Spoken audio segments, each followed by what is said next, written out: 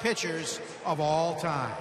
Please welcome this newest member of the Red Sox Hall of Fame, Curt Schilling.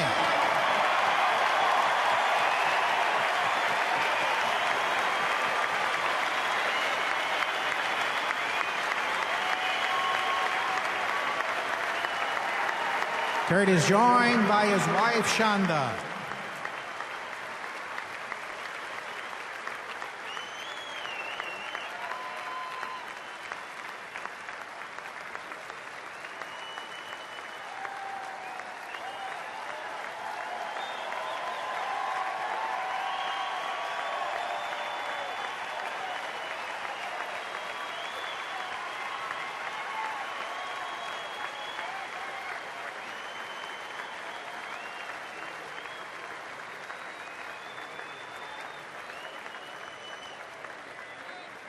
Ladies and gentlemen, let's give a hand to our entire Red Sox Hall of Fame class of 2012.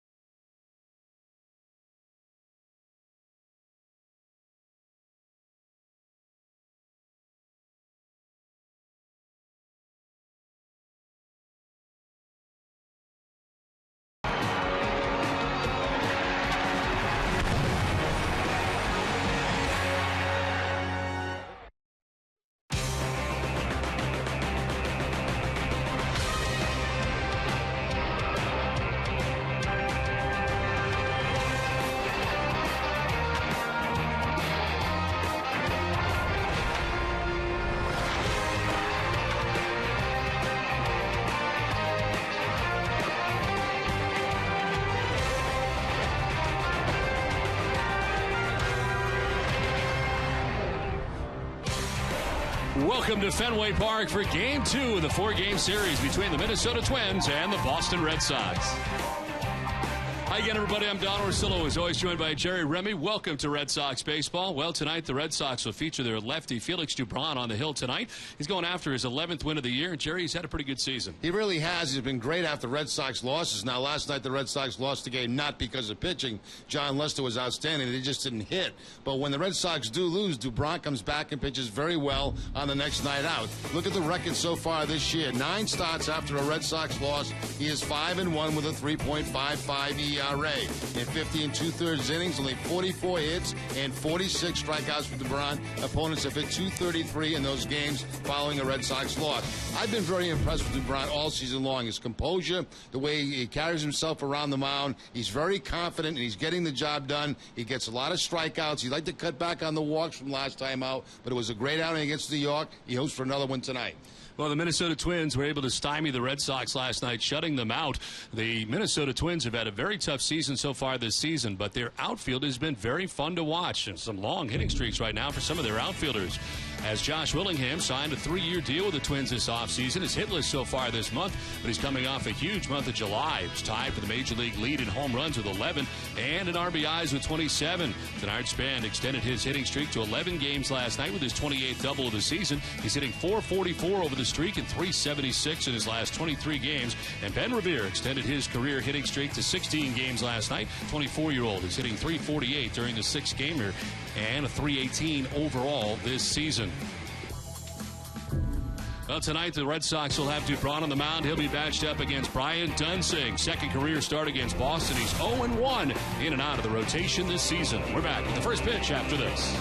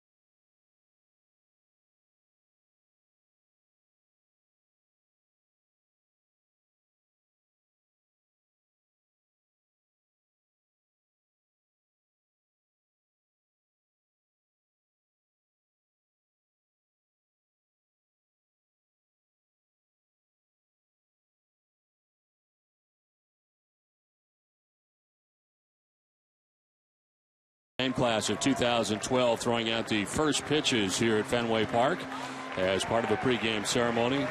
Joe Mooney along with Marty Barrett, ELLSBURY, and of course Curt Schilling, all part of it. We'll be back at Fenway with the first pitch right after this.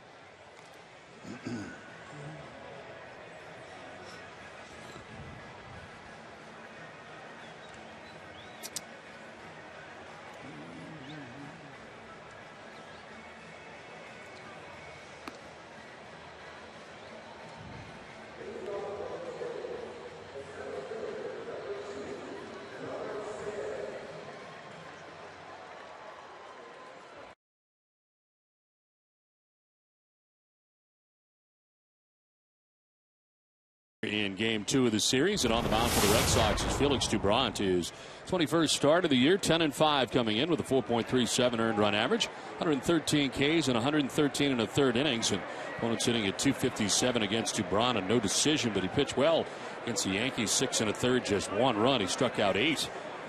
And tonight takes on a Minnesota Twins team that was able to blank the Red Sox in Game 1 of the series here last night. Here we go in Game 2. And it's Denard Span who stands in to get it started. First pitch of the ball game is in there for strike 1, and we are underway. Denard Span at 296, 3 homers, 34 runs batted in.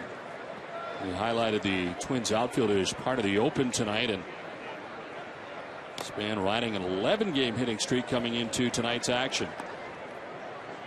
He was the top of the order last night that was really able to get to the Red Sox and John Lester, as it turned out. Well, the Red Sox offense could do nothing.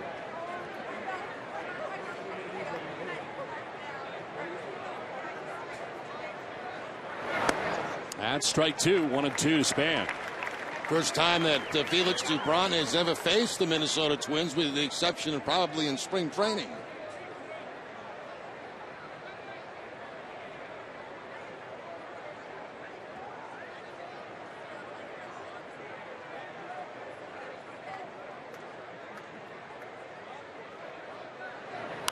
Reaches out and fouls it off to the left, out of play.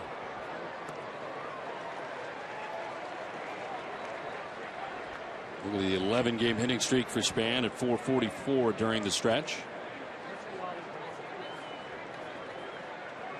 Warm night tonight at Fenway Park as we get started in Game 2 of the series. Lights are on at Fenway as Doubront brings the 1-2. On the ground right side, Pedroia to his right. First out of the ball game. Let's check out the visiting Minnesota Twins starting 9. Their lineup is brought to you by Jordan's Furniture. Denard Span, who just led off in center field. Ben Revere is in right. Joe Mauer, who had last night off, back doing the catching, batting third with Josh Willingham, the DH. Justin Morneau at first base. Danny Valencia is at third base, batting sixth.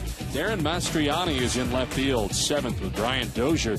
Big night last night. He's at shortstop. He bats eighth. And Jamie Carroll, former Colorado Rocky, is at second base. He bats ninth. One out in the first inning for Ben Revere. Revere with a 16-game hitting streak as he takes ball 1 inside. And the Red Sox in tight in the corners. Both Middlebrooks at third base, Gonzalez at first base, trying to protect against the bunt. 1-0 misses, and it is 2-0.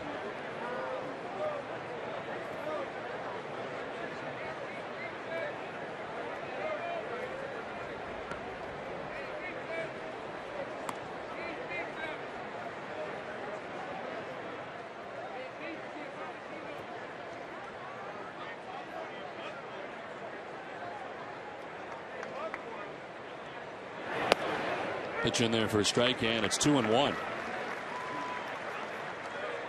Nice to see Lyndon Byers in the house tonight.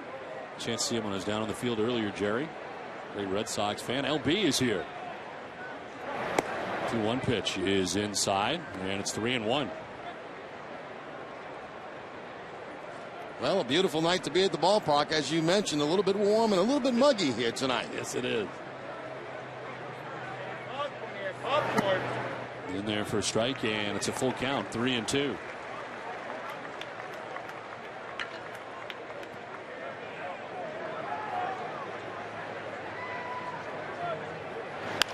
This is back off Doubront. It kicks to Middlebrooks, bare hands and throws, and it'll be late. It's a base hit for Revere, who's now got a 17-game hitting streak. Glanced off the pitcher, Doubront, and a 1-out single for Revere. Yeah, sounded like it got flesh on Doubront. We'll have to take a look on replay, see exactly where it did get him. Line drive coming back, and no, I guess it was the glove that it got, and then bounced towards Middlebrooks. He had no chance at all at first base. Very speedy Revere going down the line. As a matter of fact, 25 steals on the season for Revere. 1 out, 1 on. Joe Mauer checking in for the first time in the series. He had last night off. Mauer back in there tonight. 0 for his last 9 coming into tonight's action. But still, 321 batting average on the year for Mauer. So along with a hefty batting average, 6 homers, 50 RBIs for Mauer. His average is good for 4th in the American League. Mike Trout leading the AL, hitting at 347. Then Konerko, 323, as well as Miguel Cabrera. And Mauer at 321.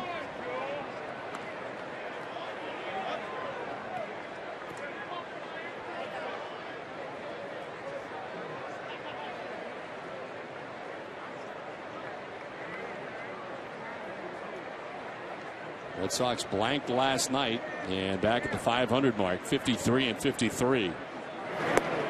That is a strike to Mauer, and it's 2-1. Red Sox starting the night 9 games back of the Yankees in the American League East.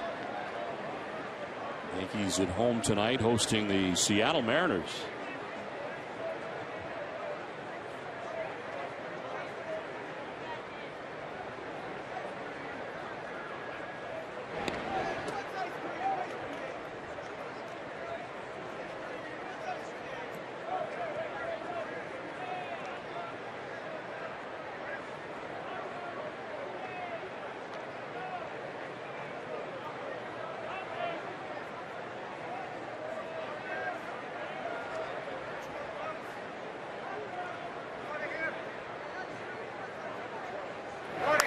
Mauer to left. Crawford moves over, but it gets in for a base hit.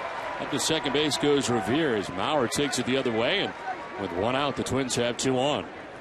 The Red Sox defense is brought to you by Southwest Airlines, and tonight it's Will Middlebrooks at third base, Mike Aviles back at shortstop, Dustin Pedroia at second, and Adrian Gonzalez, the first baseman. Left to right, Kyle Crawford, Jacoby Ellsbury, and Cody Ross, and Kelly Shoppick doing the catching for DuBrant. The crowd still settling in here at Fenway Park. The bleacher area as the Red Sox here with 1 out. The Twins threatening runners at first and second as Felix DuBrant tries to get out of a first inning jam. Here's Josh Willingham, the DH tonight. It's the night off defensively.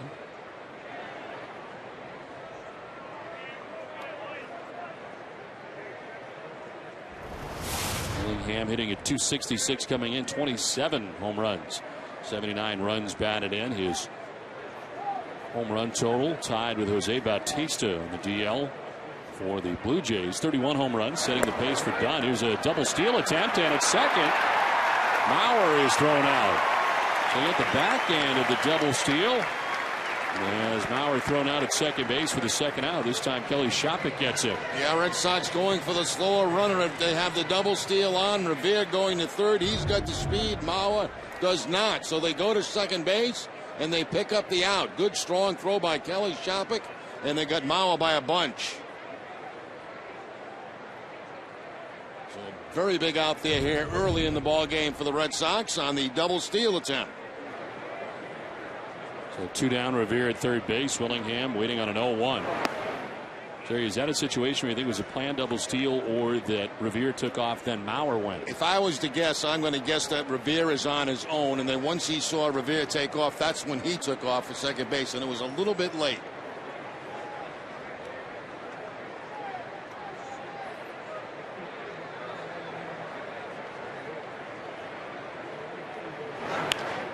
This is down the right field line and bending foul. Take one more look at the double steal. Watch Mauer at first base. He's watching the runner at second to see if he goes. Once he takes off, that's when Mauer goes, and it's not even close at second base. So my guess is that the runner at third, Revere, was going on his own.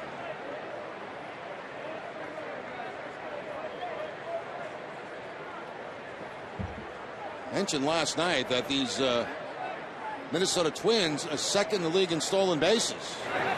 1-2 is out to right center field. Ellsbury on the run, and he'll get there. Jacoby Ellsbury with a long running grab into right center field, tracks it down. Twins do not score in the top of the first. The Red Sox are coming up.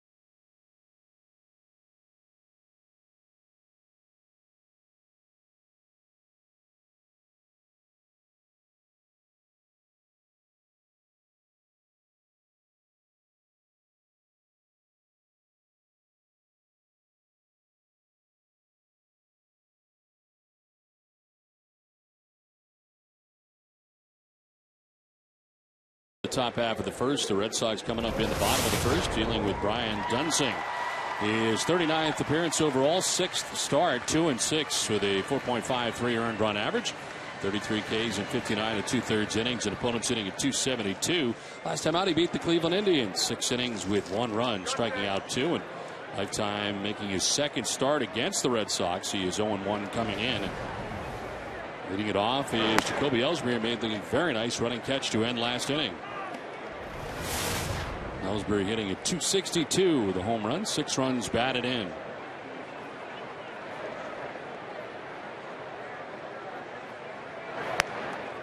Jacoby covering an awful lot of ground. Watch the great jump he gets, and then it's pure speed to track this one down, going toward the Red Sox bullpen.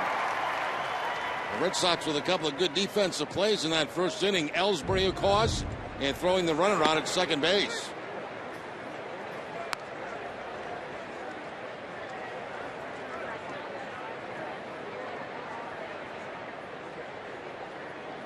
Ellsbury held hitless last night, 0 for 4 in the game. He's not alone in that category, though. 2-1 pitches in there for strike 2. Quiet night offensively for the Red Sox last night as they were shut out by the Twins. Pedroia then Ross expected here in the first inning.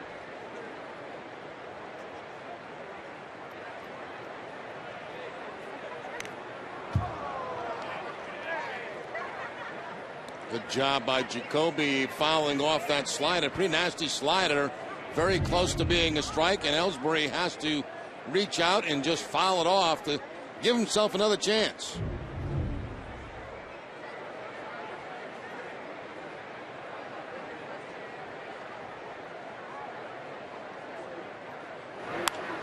It's jammed this time and flips it foul off to the left.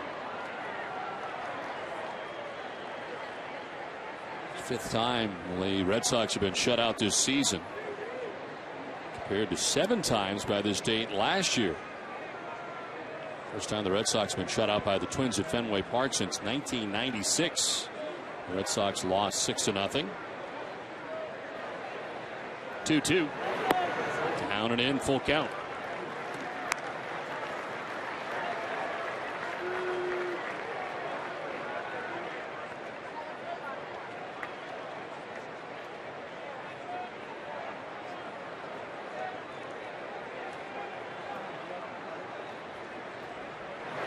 Ellsbury down the left field line, foul.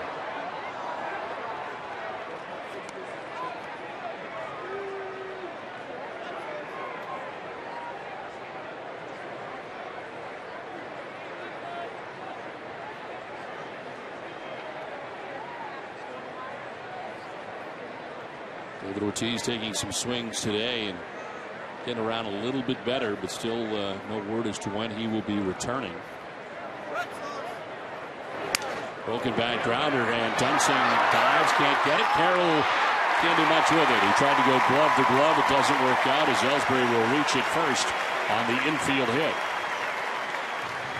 And once that ball got by a Dunsting, the pitcher, was almost like a drag bunt to second base, a swinging bunt right here by Jacoby Ellsbury. And from that point on, it's going to be a base hit. Nothing at all that Carroll, the second baseman, can do except try to flip it to Morneau to get the out. 9-pitch at bat for Jacoby Ellsbury, who's on to begin things here in the bottom of the first inning. Brings up Dustin Pedroia.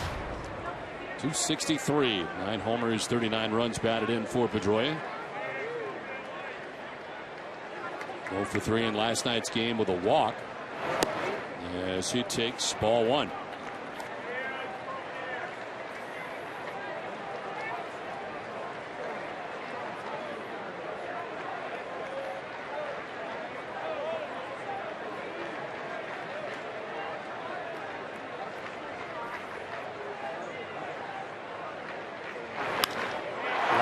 Center, it's in for a base hit for Pedroia. Ellsbury heading for third base. He'll get there without a problem, and all of a sudden, Red Sox have runners at first and third and nobody out. Let's check out the Red Sox starting 9. It's brought to you by your New England Chevy dealers. Jacoby Ellsbury in center, Dustin Pedroia at second base. Cody Ross in right field bats third with Adrian Gonzalez at first base. Ryan LaVarnway tonight, the DH, second straight start for him. Will Middlebrooks at third base. Carl Crawford in left field with Kelly Shofik doing the catching, batting eighth. And Mike Aviles at shortstop, bats ninth. 2 hits tonight. The first 2 batters equaled the hit total from last night for the Red Sox against the Twins. A chance for Cody Ross to put the Red Sox on the board as he stands in. Well, Dustin Pedroia back in his customary number 2 spot in the batting order. He gets a high fastball, gets his hands above the ball, and puts it on a line for a base hit to center field. ELLSBURY having no problem getting to third base.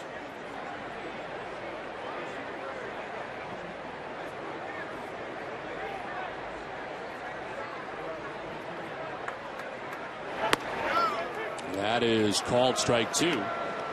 Cody Ross didn't think so. Bobby Valentine against the lefties has dropped Carl Crawford usually down to the 7th spot. And that's what he's done here again tonight. So Carl hitting out of the 7th spot, and he had filled the 2 spot against right-handers. Dunsing's 0-2 misses up and away, 1-2. Dunsing has been in and out of the rotation for the Minnesota Twins. He's 22-20 as a starter in 55 career starts. This season 1-4 as a starter with a 7.45 earned run average. As a reliever, 4-5 with a 3.25. But with all the injuries to the Twins starters, he finds himself back in the rotation again. Yeah, if you were not with us last night, this Minnesota pitching staff toward the bottom of the league in just about every category, and a lot of it's because of injuries. But it didn't look that way last night here at Fenway Park. Samuel Deduno really held the Red Sox at bay all night. Bullpen was very good. Trying to get on the board in the first inning tonight. Ross will blip one to shallow right. In comes Revere, and he'll make the catch as ELLSBURY is not going to try it. Throw in, and Morneau cuts it off to shallow in right. 1 down. Well, let's take a look at the Twins defense now. Danny Valencia will be at third base. Brian Dozier, the shortstop. Jamie Carroll at second. Justin Morneau at first. Left to right, Darren Mastriani, Denard Span, and Ben Revere. And Joe Mauer doing the catching for Dunsing. The Twins are 8th in the American League. They've made 64 errors on the season. And you see Mauer, 3-time Gold Glove winner, behind the plate. So runners at the corners, 1 out. Adrian Gonzalez, the batter. 302, 10 homers, 62 runs batted in for Adrian.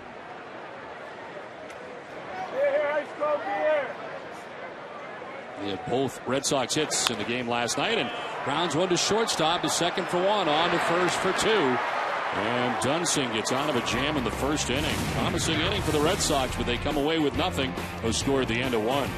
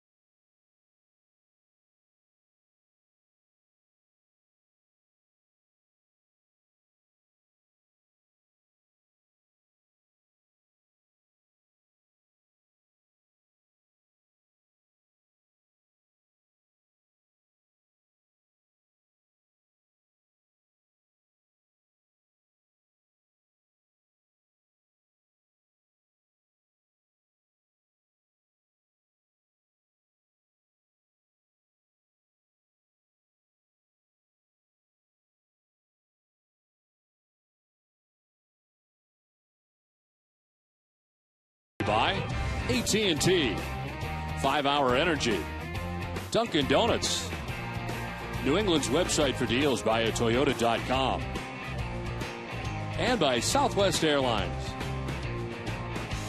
It's a warm night at Fenway Park tonight. Fans taking advantage of the concourse as first pitch of the second inning from DuBron to Justin Morneau.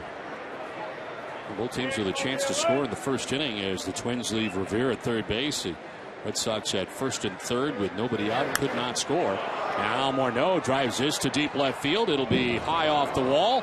Karam goes to ELLSBURY as Morneau to second base, sliding safely with a wall ball double to begin things here in the second inning. Well, that's what Morneau did last night to John Lester. He went to the opposite field. They play him in the shift. And that time the fastball is a little bit away. And Morneau takes it high off that left field wall for the double. A little bit closer at second base than I think that we anticipated, but Morneau in scoring position with nobody out. Here's Danny Valencia, the third baseman for the Twins. 205, 2 homers, and 16 runs batted in for Valencia.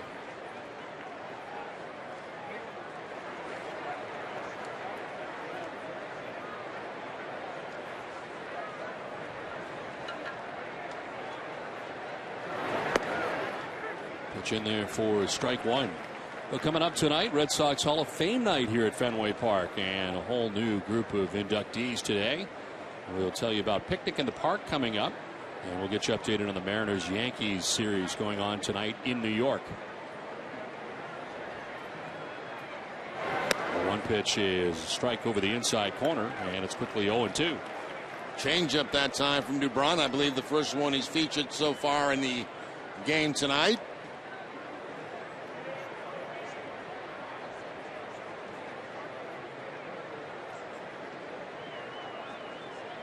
Once he had a base hit last night, going 1 for 4 in the first game of the series as DuPont misses away 1-2. Felix tonight looking for his 11th win, coming in at 10-5 into tonight's action. No decision last time out, pitching well, 6 1/3, 1 run. Pedro Siriaco drove in the winning run in the 10th inning, as it turned out in that game against New York. 1-2 pitch is a fly ball out to deep right field. Back goes Cody Ross onto the track to make the catch. Tagging at second and moving to third is Morneau on the long fly out to right field for Danny Valencia. 1 out in the inning. Valencia getting the job done with the long fly ball to right field. It allows Morneau to tag up and getting to scoring position with less than 2 outs. All the way back to the warning track for Cody Ross that time.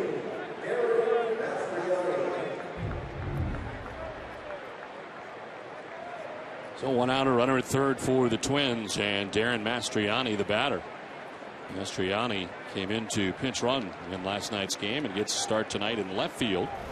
Josh Willingham is the DH, still in the lineup, but not out there defensively. Mastriani, a .262 hitter coming into tonight's action. Red Sox bring the infield in. And it's strike one from DuBron. They started back, and as DuBron was getting ready from his set position, they started to come in, trying to trick that runner at third base and the third base coach.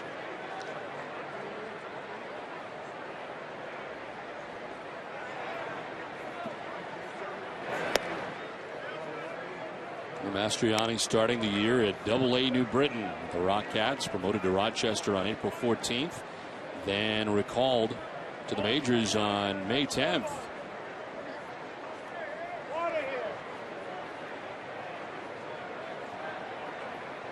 Swings at the 1-1 and misses. 1-2. Good curveball by DuBron right there. Good snap to it.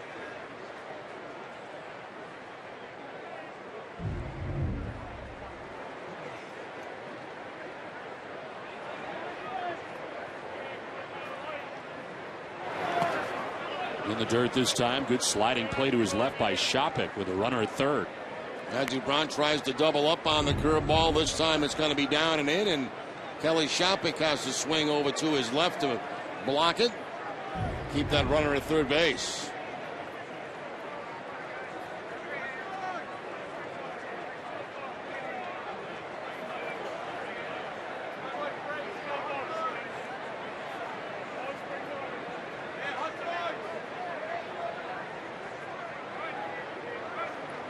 Mastriani with a broken bat grounder off the glove of Aviles and into center field. From third base comes Morneau, and the Twins take a 1-0 lead. Mastriani picks up his 10th RBI, and Minnesota strikes first.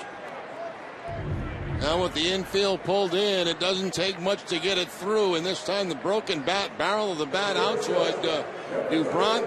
The ground ball past the dive of Aviles, and the Twins have the 1-0 lead.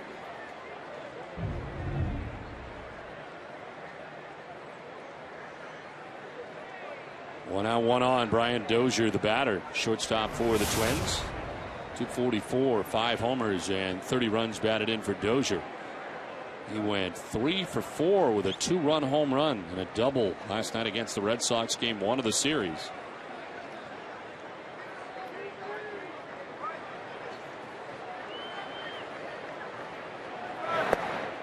There's strike 1 to Dozier. Mastriani at first base will also run. He's got 12 steals on the season, only caught twice.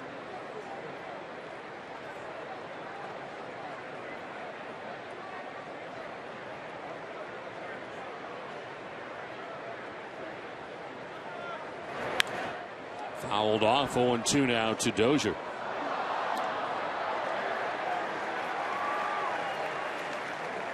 Dozier making his major league debut back on May 7th. He's called up from AAA Rochester on that day. 1 for 4 in his major league debut.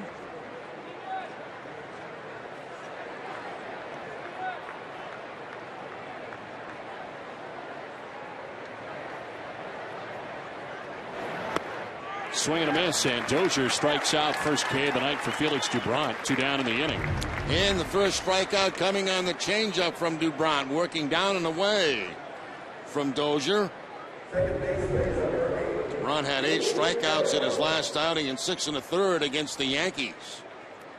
This copyrighted telecast presented by authority of the Boston Red Sox may not be reproduced or retransmitted in any form. The accounts and descriptions of this game may not be disseminated without express written consent of the Boston Red Sox. Twins have a 1-0 lead. 2 outs in the second and a check on Mastriani at first base.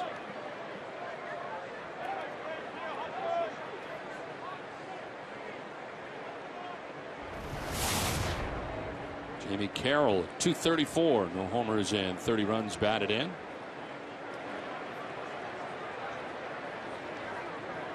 For his last 8 at the plate as Dubron checks again.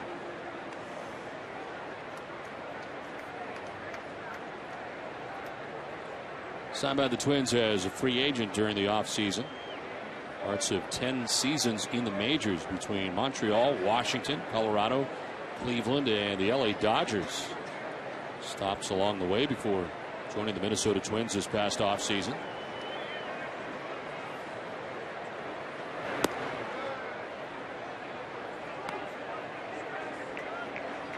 A tough season for the Twins. They are 12.5 games back of the White Sox in the American League Central. It's a half game better than the Kansas City Royals, who are in last place in the Central.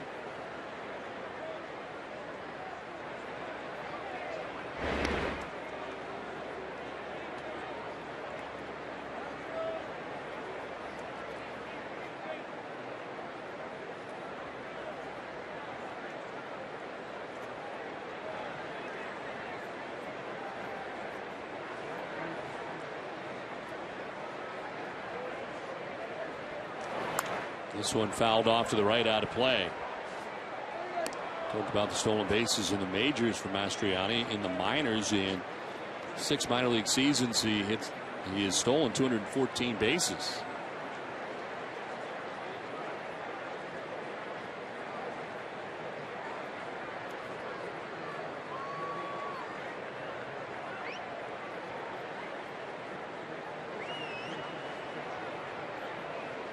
One.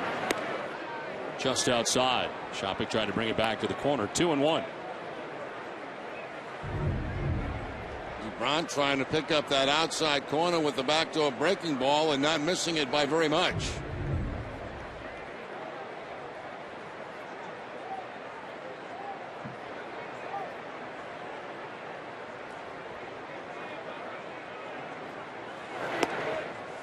Outside again, and DuBrant, a little frustrated, falls behind here 3-1.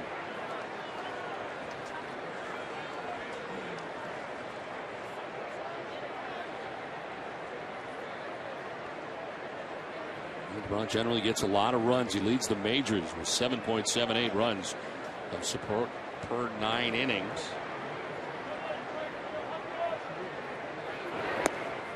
And he will walk Jamie Carroll, the number 9 man, with 2 outs in the inning.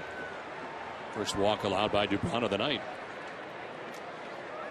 Well, tune in to NESN on August 21st and 22nd for coverage of the WEEI/NESN Jimmy Fund Radio Telethon, presented by Arbella Insurance Foundation. Arbella Insurance, here for the Jimmy Fund, here for good.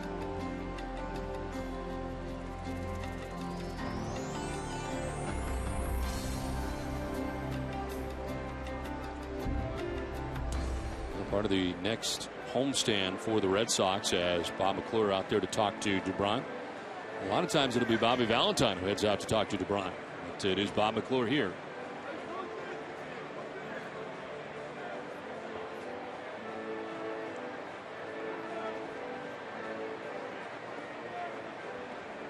Two-out walk allowed by DuBrant. 2 on, 2 down. Run already in for the Twins, and Denard Span coming up. Span grounded out to second baseman Dustin Pedroia in the first inning.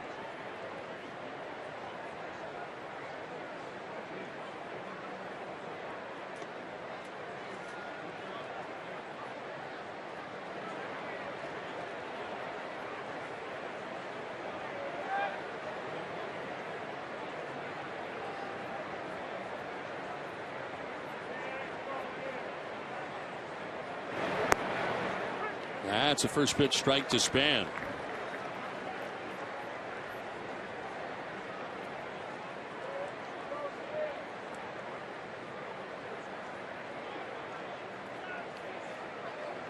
Mastriani at second base, Carroll at first base, 2 down in the inning. Span, a first round draft choice in 02 by the Minnesota Twins, 20th overall. And a pitch in the dirt, even the count at 1-1. I think DuBrant a little frustrated with himself after the base hit in this inning. A couple of hits, and especially after the walk to the number 9 hitter.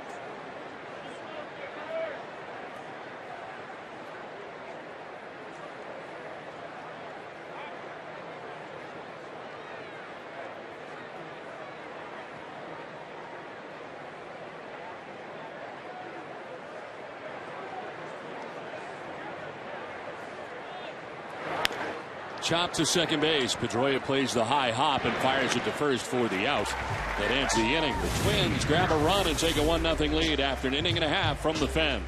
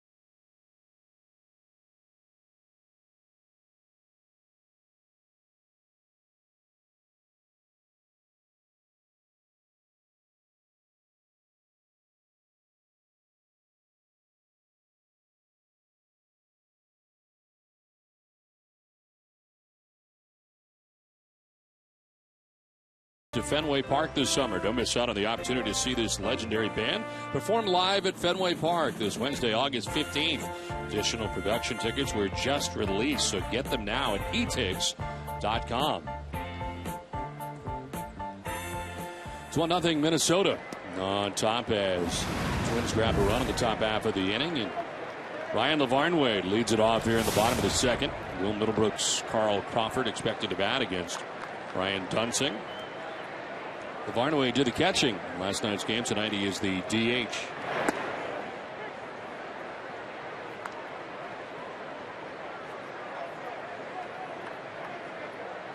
It's happened a number of times where we're seeing two catches now in the lineup. One is DH, one is catcher. Of course, the Red Sox going with 3 catchers now. Line and caught at second base by Jamie Carroll for the first out of the second inning.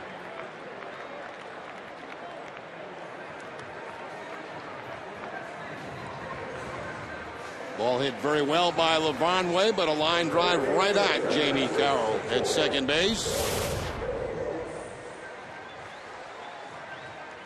One out here in the second. Will Middlebrooks, 296, 13 homers, 48 runs batted in. Middlebrooks 0 for 3 in the game last night, first game of the series. As he takes a look at strike one.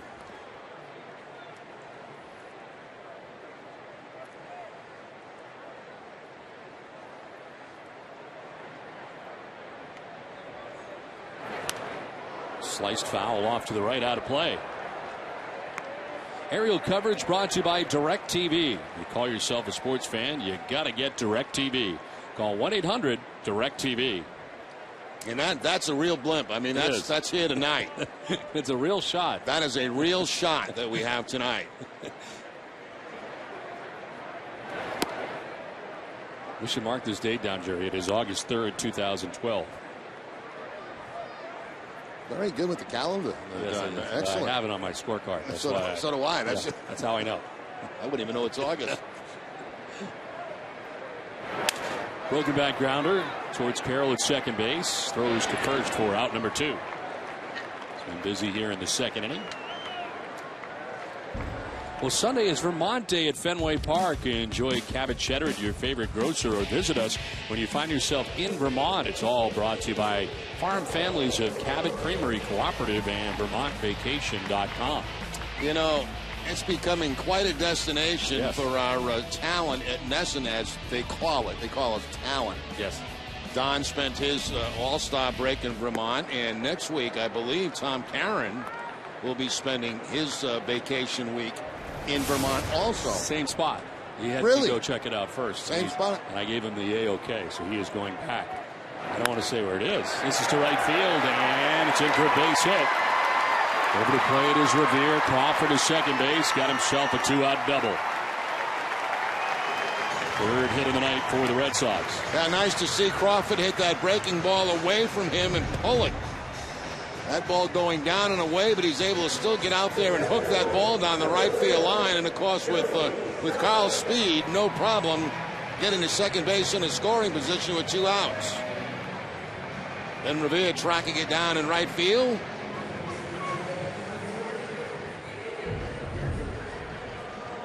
So 2 down, Crawford at second base, and Kelly Shopik coming up here. Red Sox at first and third in the first inning without anybody out and could not score. Now they have Crawford at second with 2 down.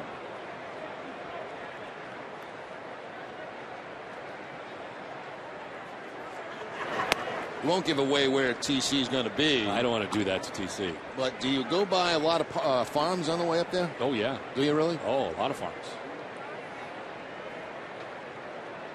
Next half inning will get you involved, or how you can get involved, coming up on the Sunday's picnic at the park from Fenway.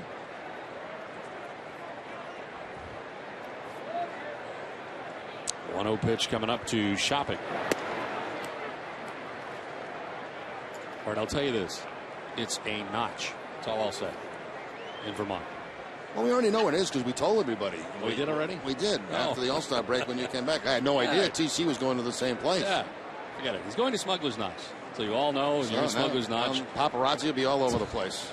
Tom Caron will be there, I think, tomorrow. At Nice lunch today with TC. Yeah, you guys did a great job today with the Hall of Fame ceremony. Luncheon this afternoon here at Fenway. Thank you very much. You were at quite a table today. You had Hall of Famers all the way around you. You being a Red Sox Hall of Famer, and you're surrounded by all of you guys. Jim Rice, Tommy Harper, Frank Malzone, Johnny Pesky, Bill Monbouquet. Hope I'm not forgetting anybody. Did you say Jim Rice?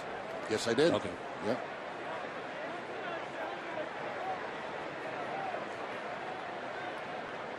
One.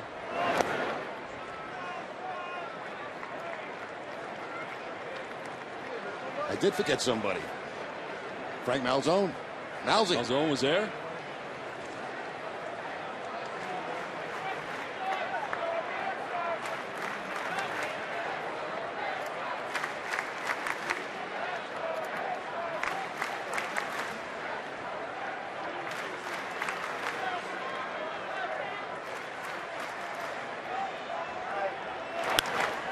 Is lined into center field, a base hit. Here comes Carl Crawford around, and the Red Sox tie the score 1-1.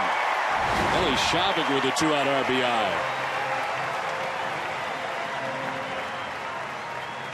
Now Shabik certainly gets the job done against those left-handers in particular. Gets most of the starts against left-handed pitching. Line shot right back by the glove of Dunsing and into center field. Crawford, no problem scoring. We got a tie game.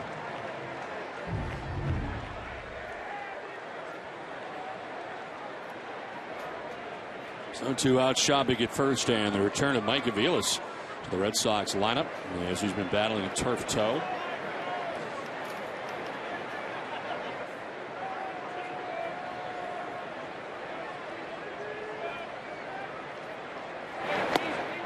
As he takes strike one. He's had a good season series so far this year against Minnesota. It's part of our key matchup brought to you by your New England Acura dealers. 462 against the Twins. The 3 games he played in Target Field, April 23rd through April 25th. First time the Red Sox were there.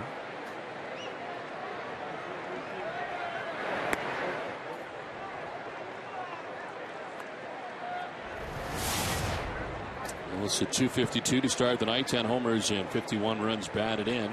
Pedro Siriaco has been filling in at shortstop.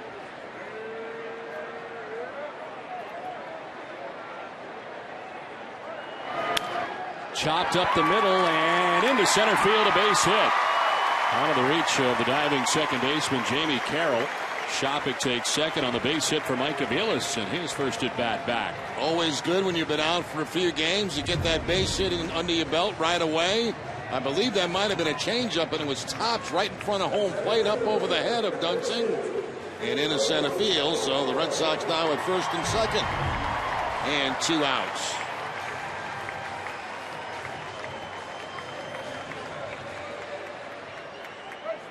Two on, 2 down, and Jacoby ELLSBURY, the top of the Red Sox order, reached on an infield hit in the first inning. Gets his second look at Brian Dunsing.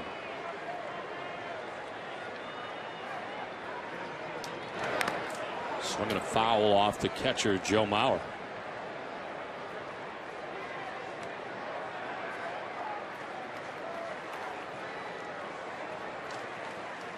The Boston Globe wrote the book on Fenway. Get the new book from the Boston Globe and Running Press, Fenway Park, and relive 100 years of baseball history. It's available wherever books are sold.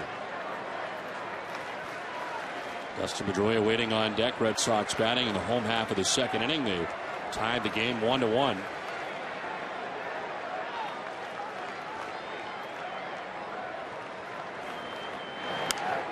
In the air to left field. Mastriani is out there in left, and he'll make the catch. It ends the inning.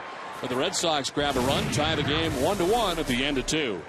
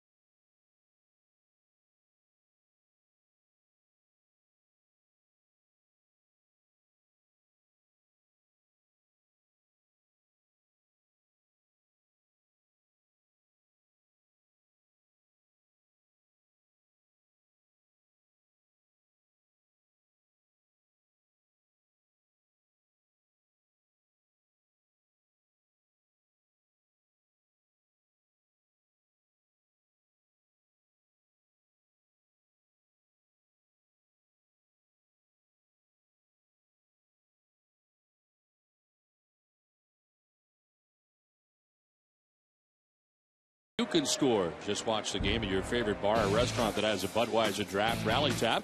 The Budweiser Rally Tab is a new interactive tap handle that follows the action in real time. Any inning, the Red Sox score, the tap light up and the giveaways begin. Visit NESN.com/BudTap for more information.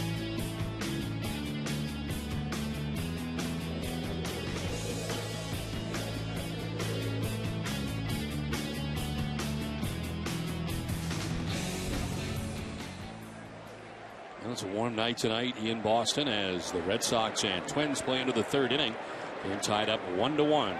Felix Dubron back on the hill, and Revere stands in. Revere with a ace hit in the first inning.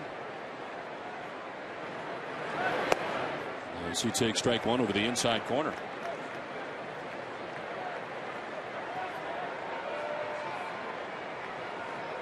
Revere, Mauer, and Willingham expected here in the third.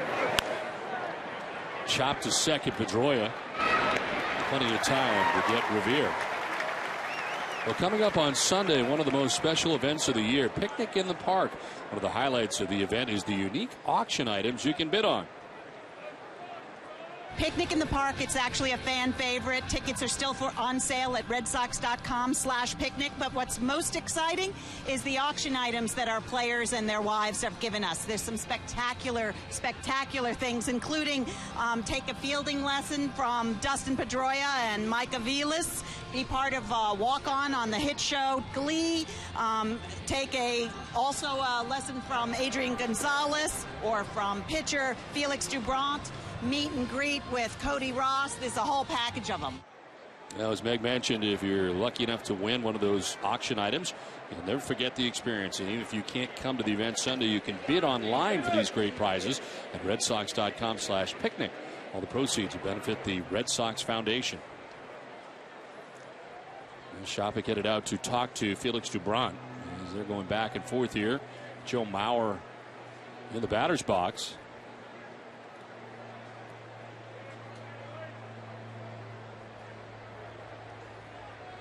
Well, I'm happy to say that, Don, you missed another tour today, and you probably missed the best one of the whole season. Really?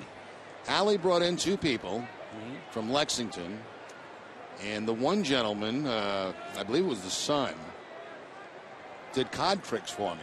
Really? Yes, that's never happened before in one of our tours. Because usually you're the one that entertains the guests, but the guests entertained you this time. Exactly.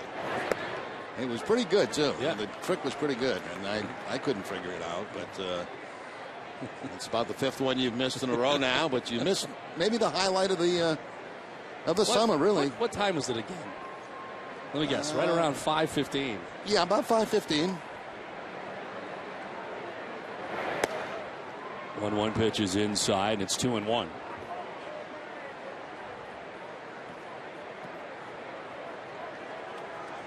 You always think you could figure out those tricks, you know. Yeah. But the hands are too quick. You know, you try to watch and you try to pick something up and you just can't do it. Nothing. Can't do it.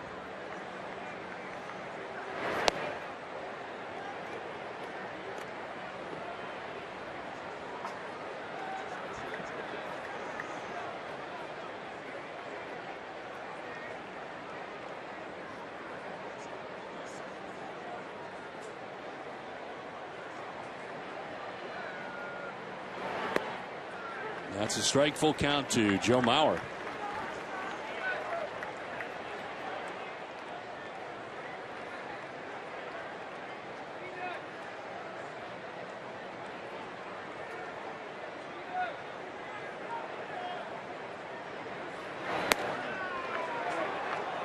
Thought they had him, but it is ball four, and Dubron's going to take a little stroll around the mound. Shopik is ready to fire it down to third base, but it is called ball four, and Mauer's down to first with the second walk given up by Dubron. Yeah, I think Felix a little upset with a couple of the calls early in the game. That didn't miss by very much. It did miss, but, you know, a lot of times that call will go in the pitcher's direction as that look back in at the home plate umpire.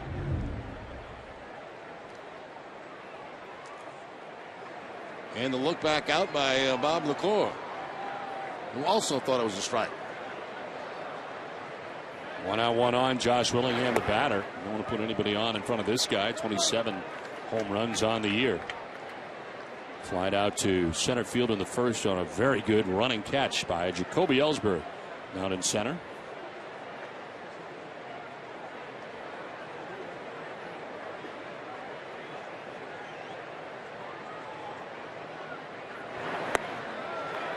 Oh, and 2.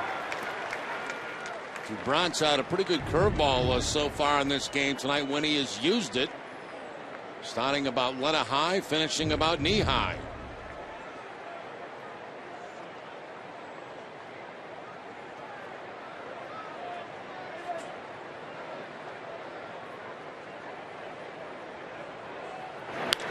On the ground, DeBront's got it. He'll go to second base for 1, on to first for 2.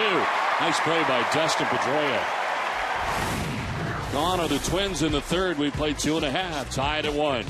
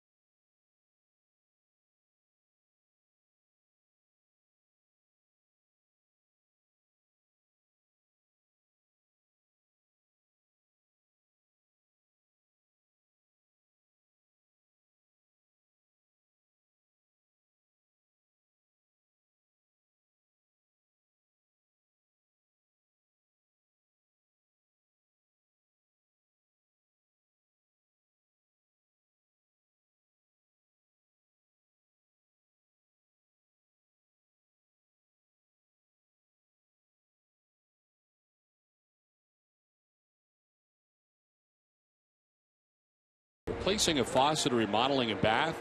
Count on Frank Webb's Bath Center, your FW Webb showroom. Selection, knowledge. We're here to help. Find your showroom at frankwebb.com.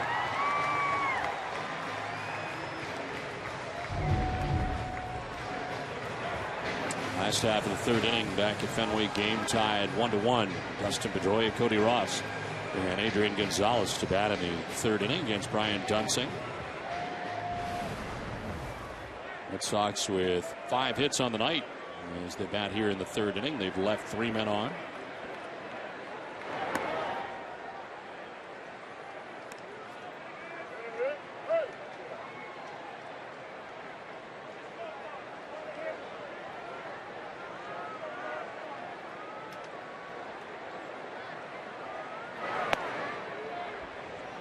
In there for a strike, 1-1.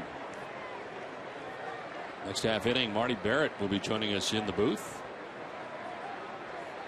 One of the newest members of the Red Sox Hall of Fame, inducted today for the ceremony at Fenway Park. 1-1 pitch missing for ball 2.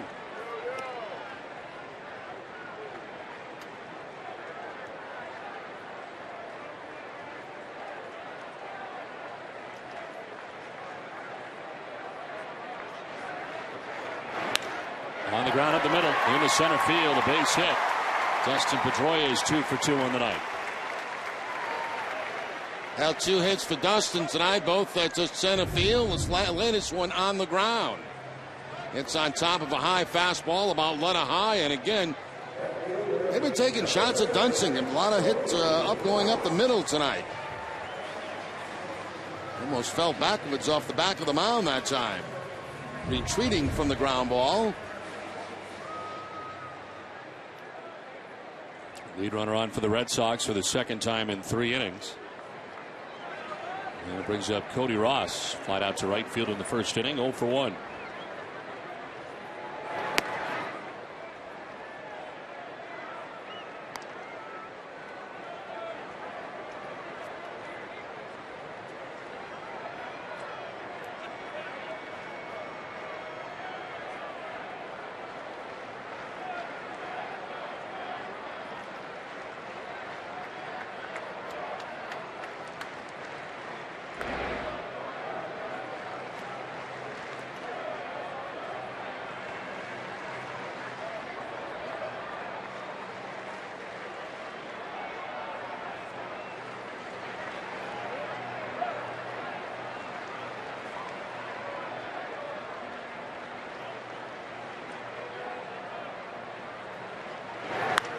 This is just foul. Right down the line at third. Call made by Mike Winters, third base umpire.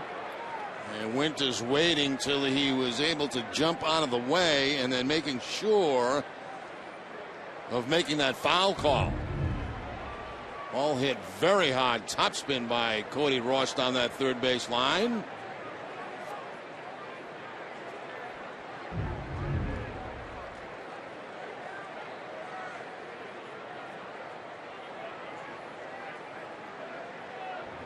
Ross flying out to Ben Revere, right fielder in the first inning.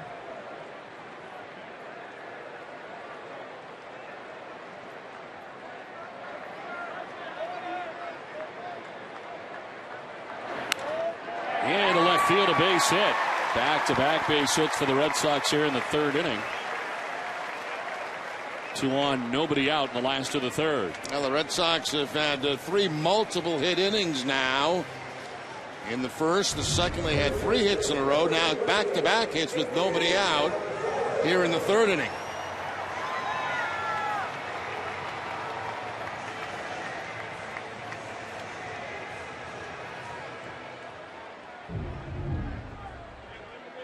Two on, nobody out for Adrian Gonzalez. Grounded into a 6-4-3 double play in the first inning.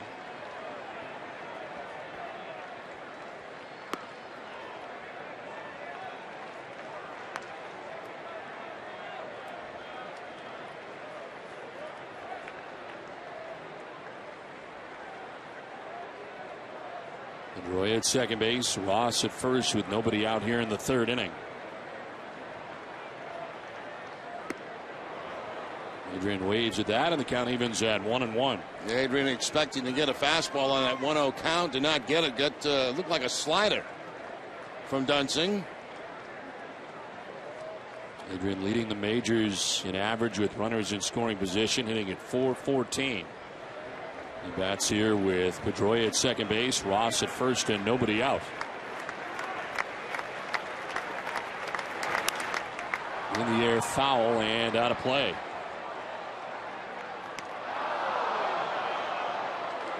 It's time now for tonight's AT&T trivia question. Question is, who is the last Red Sox pitcher to have a complete game shutout versus Minnesota? I'll have the answer for you a little bit later.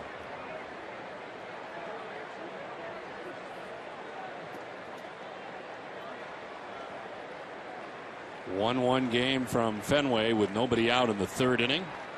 Red Sox have runners at first and second. Adrian Gonzalez waiting on a 1-2 pitch. And it's lined towards left center field and in for a base hit. Coming around is Pedroia. The Red Sox will take a 2-1 lead. Adrian Gonzalez drives in the go-ahead run.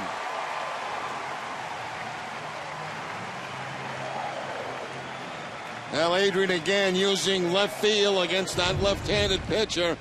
Gets the fastball this time, inside-out swing. I thought the ball was going to get by Mastriani, but he cuts off a lot of ground in a hurry.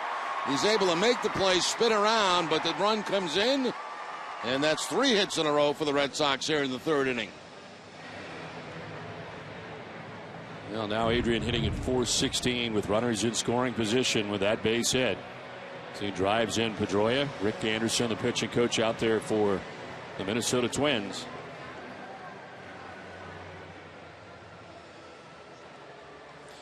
Well, tonight, following our Red Sox coverage, join Jamison Coyle for Nesson Daily, presented by Sun Life Financial. Have a report from Foxborough as tempers flared at Patriots practice. Celtics captain Paul Pierce's comments on Ray Allen, plus a recap from Day 7 of the London Olympics. All this and much more on Nesson Daily tonight after our Red Sox coverage, only on Nesson. 2 on, nobody out, and Ryan LaVarnway coming up. Lined out to Jamie Carroll, second base, first time up. LaVarnway so far 0 for 4 in his first 2 nights in the big leagues in 2012. After finishing the year last year with the Red Sox in September. Lifts a fly ball out to right center. Denard Span makes the catch as tagging at second and heading for third is Ross. He will get there with 1 out in the inning. Adrian Gonzalez remains at first. And coming up next half inning, Marty Barrett will be joining us live in the booth.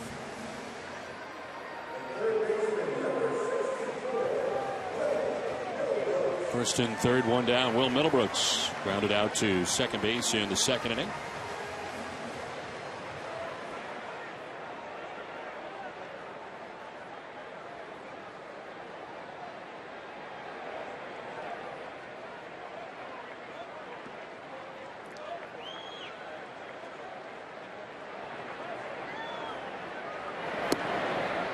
There for strike 1 to Middlebrooks. He's third among American League rookies with 13 home runs. Most by a Red Sox rookie since Brian Daubach, who had 21, and Trot Nixon, who had 15 back in 1999. Third in RBIs among rookies, third in average.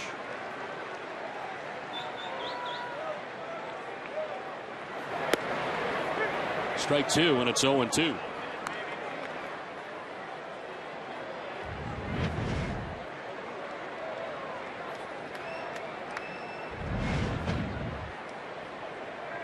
Poppy giving some signs. He wants the long ball.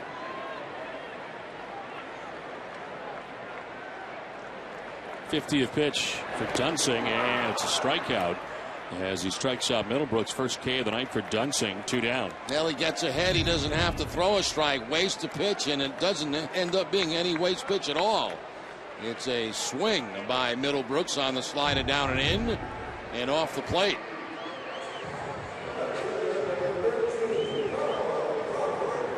That was good, Jerry.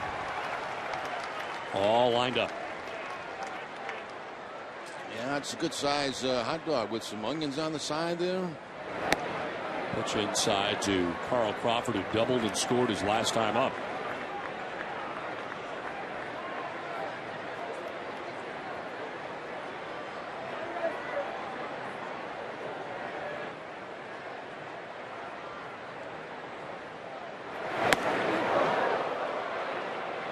Two 2-0.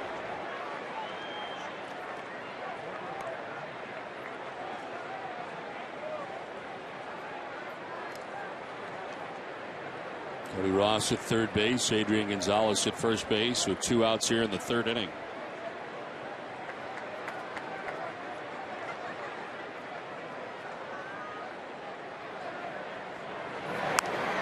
Popped up. Foul ground as Morneau, first baseman, has got to play, and he doesn't make it. It's off his glove. And overran it then, started backing up and can't make the catch. Oh, don't see that very often. Morneau, a very good first baseman, and just boxing this play up. I mean, a routine pop-up off the end of the glove. A big break for the Red Sox. See if they can make it hurt. Error charge to Morneau.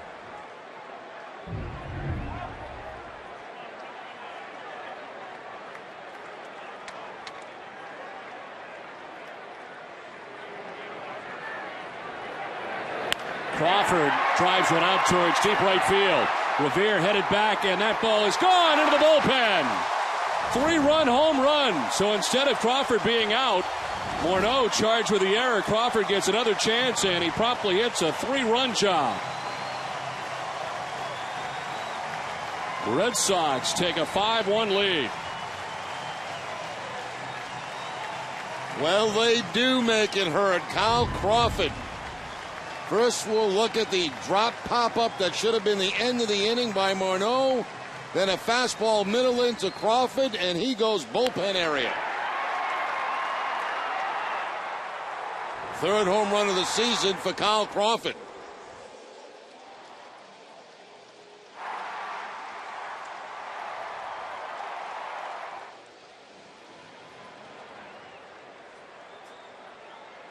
Six RBIs in the last 5 games for Carl Crawford. Picks up his third home run as Kelly Shopik takes a strike over the outside corner. Well, Poppy got his home run. It wasn't from Middlebrooks, but it was from Crawford. S&S Express, proud sponsors of the Red Sox and the Red Sox on Nesson during the 2012 season. S&S Express will donate $500 to the Red Sox Foundation for every Red Sox home run. S&S Express committed to helping the cause. Nobody feels worse about it than Justin Morneau. Would have been the final out of the inning, but instead a 3-run home run. 2-1 now to Shopik.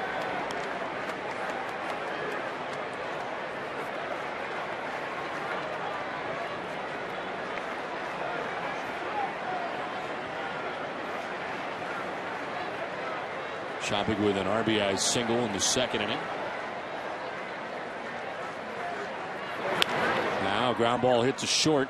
Dozier's got it. Inning over, but not before the Red Sox score 4 times, take a 5-1 lead. Red Sox Hall of Famer Marty Barrett will join us when we come back to Fenway.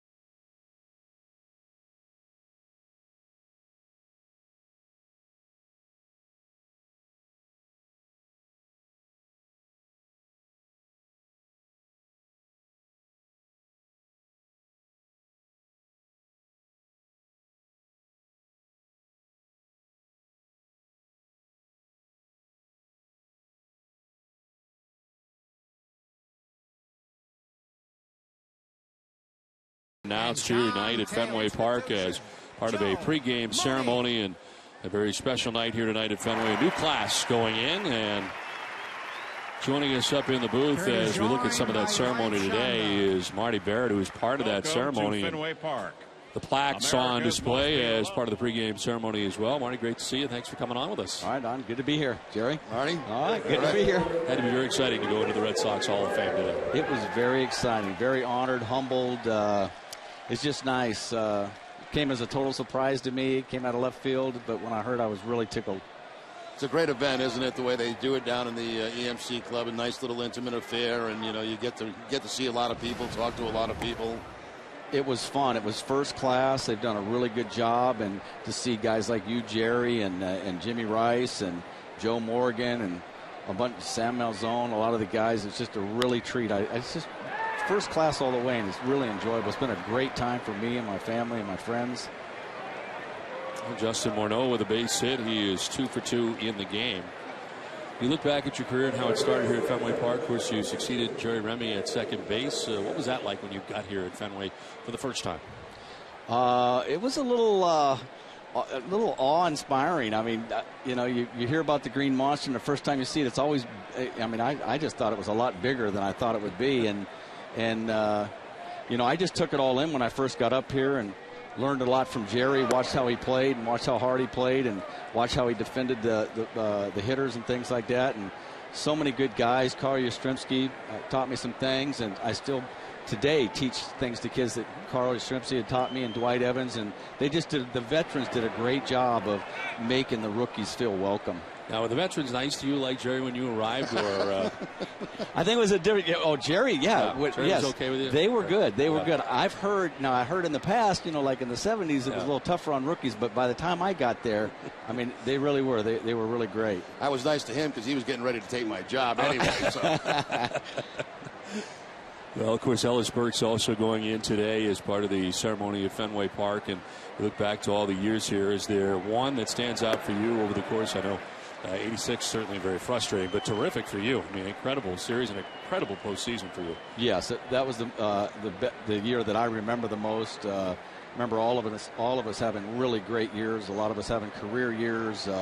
Jim Rice having another MVP season, and Roger Clemens having his MVP season, and the way we got through the championship series with the Angels, and great series against the Mets. Thought we had it, and very, very bad, unfortunate ending. That's why when 2004 came around and the way the Red Sox won it, it just felt like a ton of weight. I think not only my backs, probably Jerry's backs, and so many former players' backs. It was just a great thing. And then to repeat it in 07 was really nice. And you were at your very best in that series, in both of those series. And, I mean, that's some kind of zone to be in as a baseball player. You just feel like everything's going to go right. Yes, you do, Jerry. I mean, you've been in that zone before, and there's really no explaining it. You just know you're going to hit the ball hard, and you know at least 3 or 4 of them are going to drop in, and you just feel so comfortable. It's almost like everything's in slow motion, everything, even on defense, and it's just so easy to play. And why it disappears at times during the season and comes back, I don't know. If you could figure that out, I probably would be in the Hall of Fame if I ever figured that out. Who helped you out the most when you were coming up and getting here? I would say Dwight Evans. Dwight Evans, he taught me a lot. I lockered next to Dwight, so he was always talking to me about the game and things like that. And but I'm telling you, honestly, a lot of players did that. But if I had to pick out one person, Dwight Evans. Bill Buckner. We always went out to eat, but myself and Bill and Dwight went out to eat on the road a lot. So, but really everyone pitched in pretty good. Well, once you remember the Red Sox, certainly Red Sox Nation never forgets, as this one is down to first base. Gonzalez will touch first, throw to second. Will not be in time. They do get the runner at first base, but never be forgotten as a member of the Red Sox. And you look back at the course of your career, you're also part of the Pawtucket Red Sox, and the longest game in the history of baseball. Still stands. Still stands. I don't know if that'll ever be broken, because I don't think they would allow anyone to keep playing that long. And the only reason that lasted so long, we were playing until 4 in the morning. Everyone was dead tired.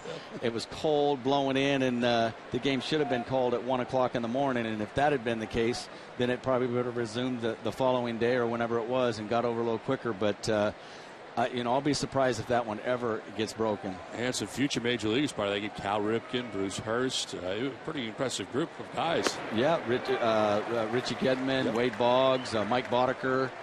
Yes, a lot of guys were in that game. What do you think about your old stomping grounds now? I mean, there was a time when we thought this might be knocked down and a new stadium to be built. I mean, it looks beautiful. It's a fabulous venue. I love it. What they did with the Green Monster on top, the seats on top, and the field is immaculate, and it's just a real treasure. And I'm glad, and I think the New England fans are just so lucky to have this, just have the ownership that continues to add on and just make this place so special, and to have all those sellouts for on and on and on. It's just, I think that everyone really appreciates it. That's the amazing thing is there are guys in these clubs now that don't realize what it's to play here without a full house. I mean, it's been a full house here for so long, we remember days when, you know, big games you could get tickets to games here at Fenway Park. Not anymore. No, you're exactly right, and it's always much more fun to play in front of a big crowd. It just energizes you as a player and puts a little more pressure on the opposing team. This is the short. Mike Aviles will fire to first for the out that ends the inning. Congratulations on your induction. Thanks, Don. I really appreciate it. Thanks for having me up. Congratulations, Marty. Thank you so much. Marty Barrett joining us in the booth here at Fenway. It's 5-1 Red Sox after 3.5.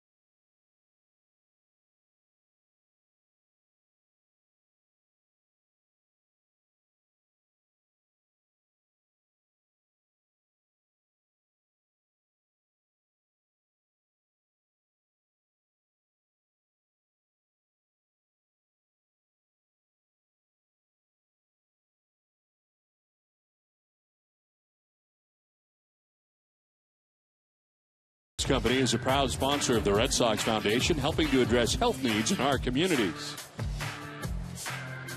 Well, we head to the last half of the fourth inning. 5-1 Red Sox on top of the Minnesota Twins, and Mike Aviles leading it off for the Red Sox in the bottom of the fourth. And thanks to Marty Barrett for joining us up in the booth. Last half inning, inducted into the Red Sox Hall of Fame today. As the pitch misses outside, 1-1. Remember when Marty came up to the big leagues, and you know, he was starting to get some playing time against left-handed pitches, and at the same time my left knee was just going real bad on me, but I was still able to play. Ground ball base hit into right field for Mike Aviles. His second hit. He's 2 for 2 in his return. And then I remember we were in Kansas City, and I knew I was done. You know, I mean, just nothing was happening. I couldn't play. My knee would blow up like a balloon. I remember walking up to Marty and saying, Marty, it's all yours now. I mean, it's yours. And he took it and he ran with it. And, man, what a great 86 series he had. You know, terrific second baseman here for a long time. And it was nice to have a guy like that to follow you in, you know, in your footsteps at second base. Now, you're at the major league level. You're fully aware that he's at the AAA level doing very well. I mean, that's got to be a difficult thing. I was thinking back to earlier this year as this is in the air to center, span, will move over and make the catch. I mean, if you're Kevin Youkilis and you know Will Middlebrooks is on the way, I mean, that has got to be a very difficult situation, I would think. But as you said, it worked out because you really, at the end of your career, you knew you could not play anymore. I was hurt, and I was at the end, and I knew time was not on my side, you know, and I knew when I saw him play that he was going to be a very good player. He was very intelligent second baseman, very smart player. And, you know, it started that way. He was starting to get some bats against some left-handed pitches and, you know, doing very well. And you just knew he was going to be a good player. And, you know, fortunately for me, I mean, nobody wants to go out hurt, but it was a much easier way to go out than if you still felt like you could play and you were traded somewhere, had to get sent someplace else, or you know, you jump around from team to team. It was easier for me to be hurt and leave the game that way. It's strange, but true. I mean, you see so many players who don't know when to hang it up, trying to figure it out, thinking they still can get it back. Exactly, yeah. And end up bouncing around. And there wasn't as much bouncing around in those days as there is now. I mean, could you imagine going back on a minor league deal somewhere the next year, trying to work your way back? I'd have packed it up. Yeah. Probably would have packed it up. Well, one pitch back to the mound. Dunsing to second for one, on to first for two. Nice double play turned around the bag at second. It's a 5-1 Red Sox lead at the end of 4.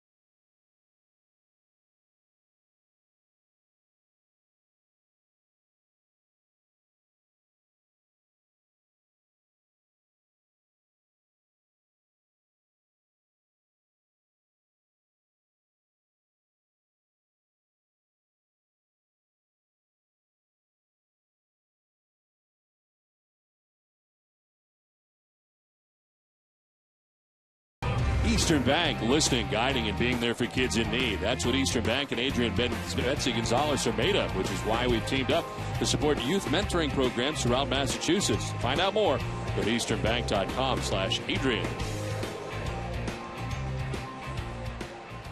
It's on to the top of the 5th inning at Fenway Park. Things going well for the Red Sox tonight. They have a 5-1 lead. They're hitting the Twins 10-5. As back to the mound is Felix Dubron. Gave up a run in the 2nd inning. Worked his way out of some tough situations. The Twins have stranded 4 base runners. And first pitch strike to Jamie Carroll, the number 9 man, who Dubron actually walked in the 2nd inning.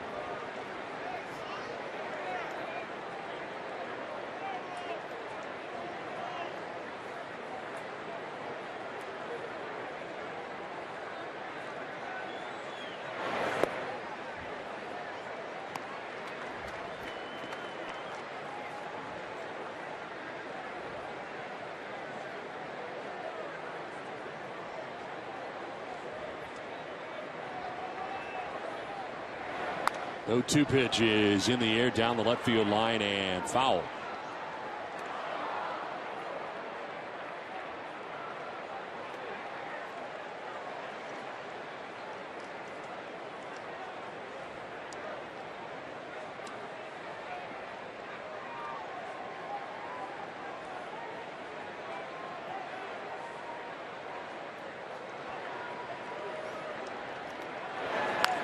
Line to center field, in for a base hit for Jamie Carroll. He's on board for the 2nd time tonight. Walked in the 2nd, now a single here in the 5th inning. Well, Dubron having a tough time with the number 9 guy in the lineup tonight, walking Carroll back in the 2nd inning. Now on the cut fastball, stays up in the zone, and the line drive into center field for the base hit. We've seen Dubron upset with himself quite a bit tonight from time to time during the game, and frustrated. Lead runner on here in the 5th inning. Twins have had base runners in every inning. Top of the order, Denard Span. He is 0 for 2. He's grounded out to second base twice.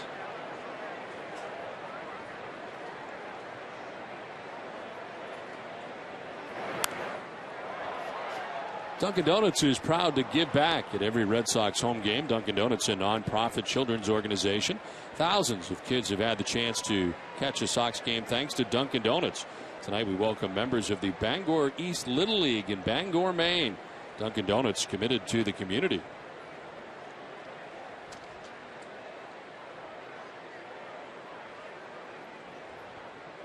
I think Bangor, Maine, Jerry, is the coldest I have ever been. Is that right? I was up there a couple years ago for a speaking engagement, and it was absolutely freezing. I bet you got paid pretty well for that, though. I'm not sure what you're talking about. You didn't do it out of the kindness of your heart, did you? The 0-1 is inside, 1-1. Well, it was great to see all the kids. Can get a little chilly up there, yes, I guess. Can. Yeah.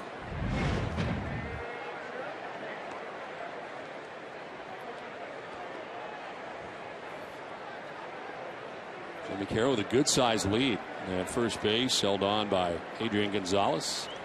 Mr. Broad bluffs not once but twice. He doubled up. Yeah, doubled up on the bluffs.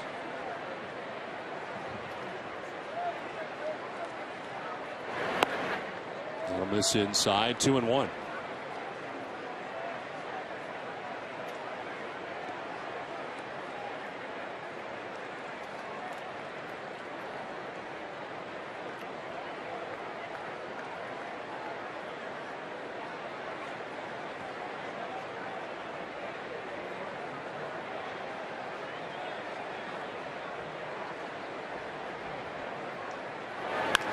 Chop to third. Middlebrooks will go to second base for 1. That's all they'll get with the speed of Span. Span reaches at first base. Middlebrooks able to force out Carroll at second base. Yeah, no reason to force anything there because you're not going to get a double play. And there was no rush here by Middlebrooks. Get the backhand. Make sure you get that force out at second base. And Pedroia just, of course, allows that runner to go to first. They had no chance to get a double play. Get the lead man. 1 out, 1 on for Ben Revere. 1 for 2. Revere reaching. And an infield hit in the first inning. He rounded out in the third.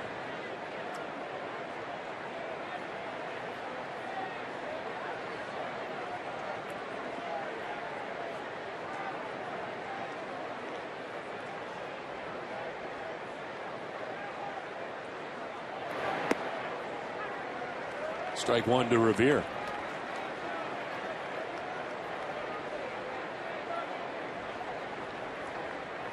Twins scored first tonight, getting a run in the second inning. The Red Sox have come back with 5 unanswered runs, a run in the bottom of the second, 4 in the third.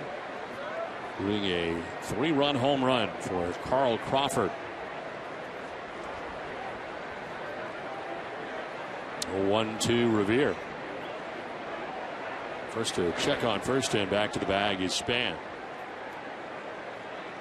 Well, aerial coverage brought to you by DirecTV. If you call yourself a sports fan, you got to get DirecTV. Call 1-800-DirecTV.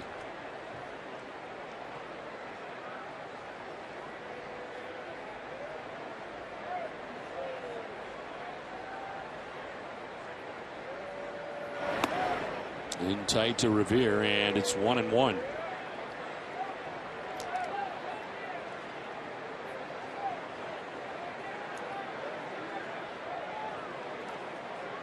Revere, 23 years old, born in Atlanta, resides in Lexington, Kentucky during the offseason. Last year with the Twins, hit .267 last year in 117 games. This is blooped, a fair ball down the third base line. As over to play it is a fan. Aviles was headed to get it, and a fan will touch it.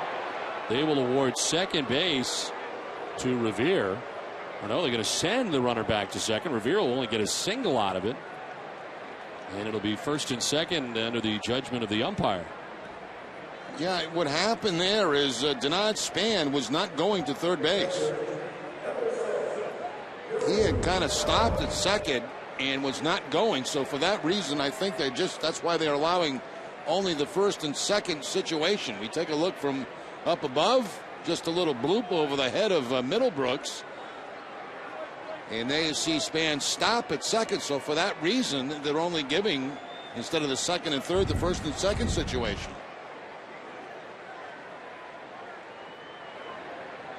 No argument from Ron Gardenhire. 2 on, 1 out.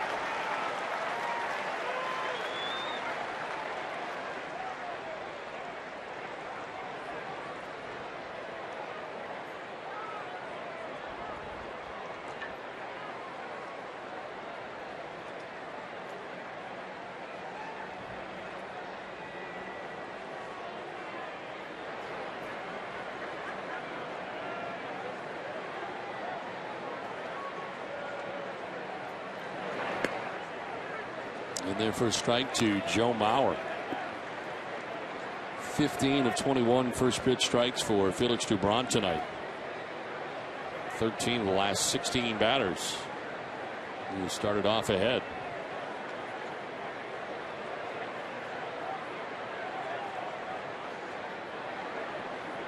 Mauer's been on twice, singling in the first, walking in the third.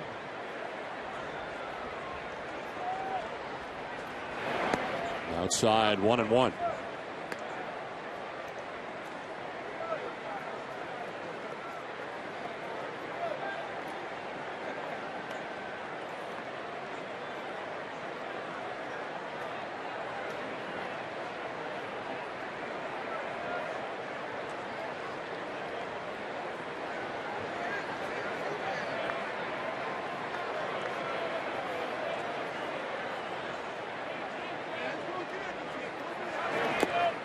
Swing and a miss, 1-2.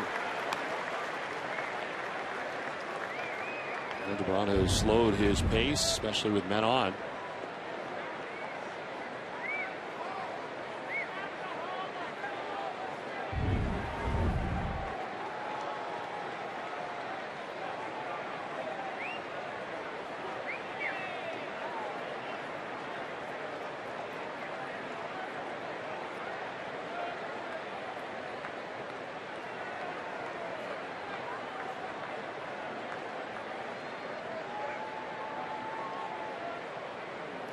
In the dirt, knocked down by Shopik, keeps it in front of him. No advance for the base runners. 2-2. Well, for every Red Sox game that goes into extra innings or the Sox earn a save, CVS Pharmacy will make a donation to Boston Children's Hospital towards their $25,000 donation this season.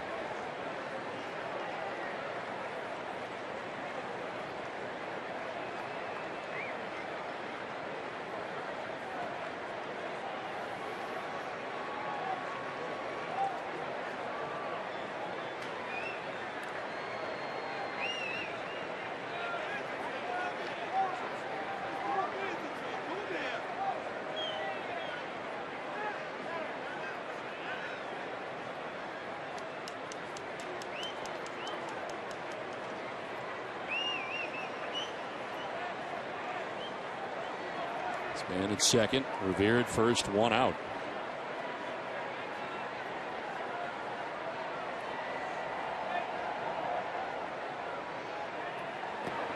In the dirt, full count.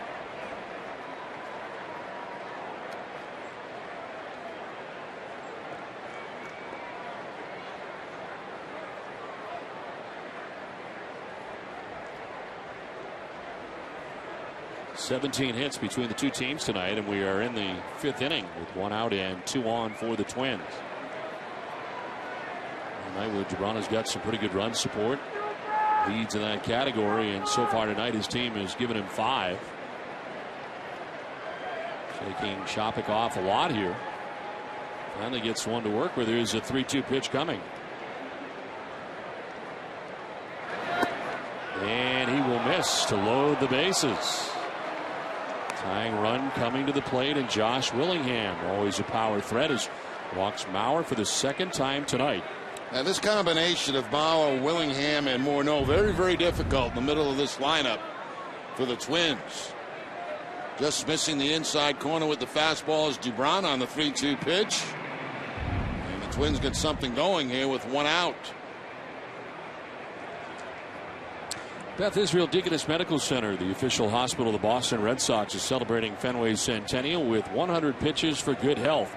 Sign up for your daily health tip and then tell us what you do to stay healthy at NESN.com/BIDMC. You'll be entered to win a NESN Healthy Prize Pack.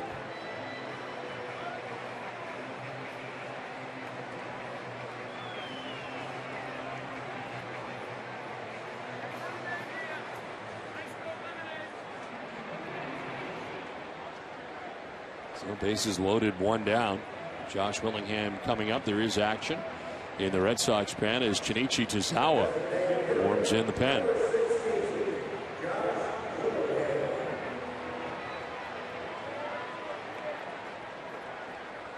Red Sox holding on to a 5-1 lead right now, but the Twins at the bases loaded with 1 out here in the 5th. Josh Willingham 0 for 2 tonight. He is the DH for the Twins in the game tonight. He flied to center in the 1st, grounded into a double play in the 3rd inning.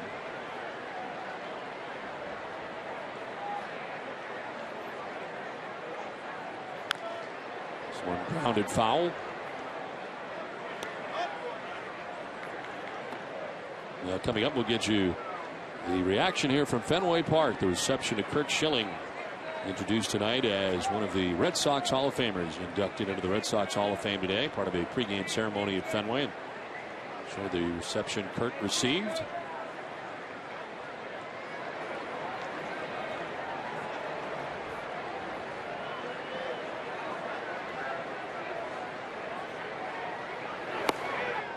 Outside of the count, 1-1.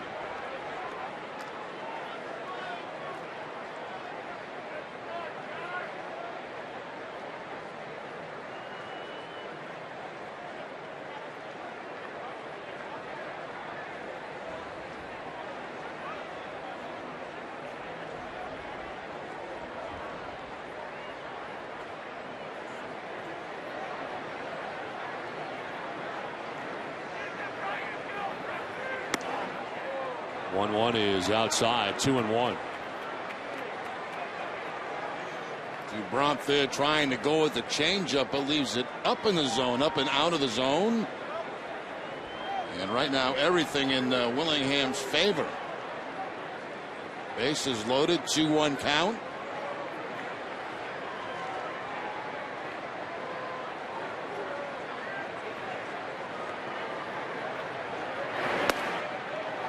Outside, 3-1.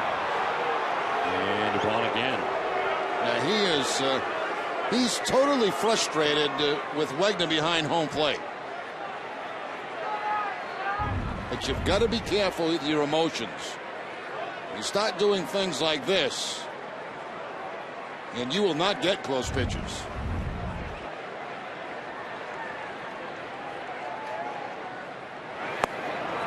And he'll walk in a run. Back-to-back walks as from third base comes Denard Span. It's now 5-2. 4th walk given up by Dubron of his outing, and an RBI for Willingham.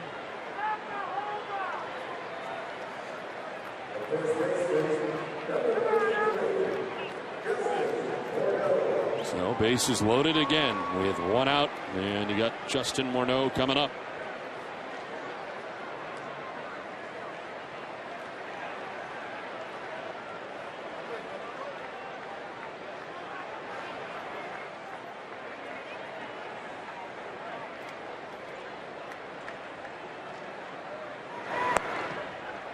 Morneau 2 for 2 in the game. He doubled and scored in the 2nd and singled in the 4th, but a big error for him as it goes off his glove and gives Carl Crawford another chance, and Carl makes good. A 3-run home run into the Red Sox bullpen. Gives the Red Sox a 5-1 lead at the time. It is now 5-2. As Morneau certainly like to atone for the error. Crowd now starting to get on Mark Wegner. Yeah, Pedroia coming in again, trying to cool off his pitcher.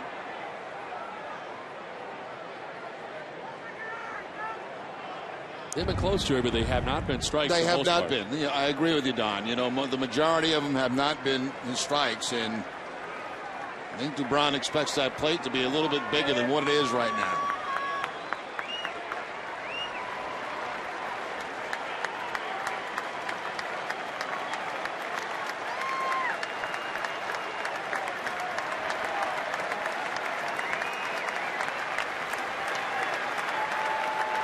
Dubron ready, trailing in the count 2-0 to Justin Morneau. And Morneau is all geared up, and he fouls back a 93-mile-an-hour fastball. There's Pedroia coming into the mound to try to cool off Felix Dubron a little bit, get him back focused on the hitters and not the umpire.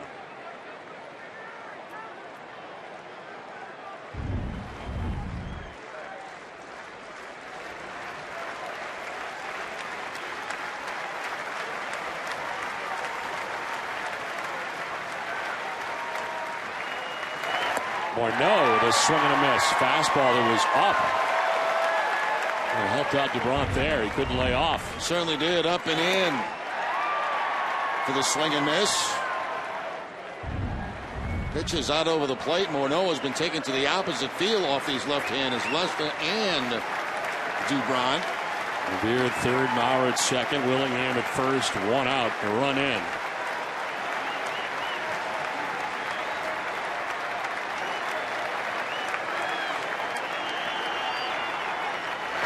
Morneau sends it into right center field, a base hit. From third comes Revere. Maurer's behind him. 2 runs scored. It's a 1-run game. 5-4. The Red Sox on top. Morneau on his 3rd hit of the night drives in a pair. And he gets a changeup that time from Dubron after getting him to chase a high fastball. He wanted to go back down in the zone with a changeup. Instead, he leaves it up in the zone. And Morneau, that has to feel good, driving in a couple of runs after dropping that pop-up in foul territory. Brings the Twins back within a run. Still 1 out in the inning. Pitching line brought to you by Ace Ticket. 4 1/3, 8 hits, 4 runs. He's walked 4, 2 in this inning, and has struck out 2 tonight. 91 pitches for Dubron. Zhao is still warming in the pen. And it is strike 1 to Valencia.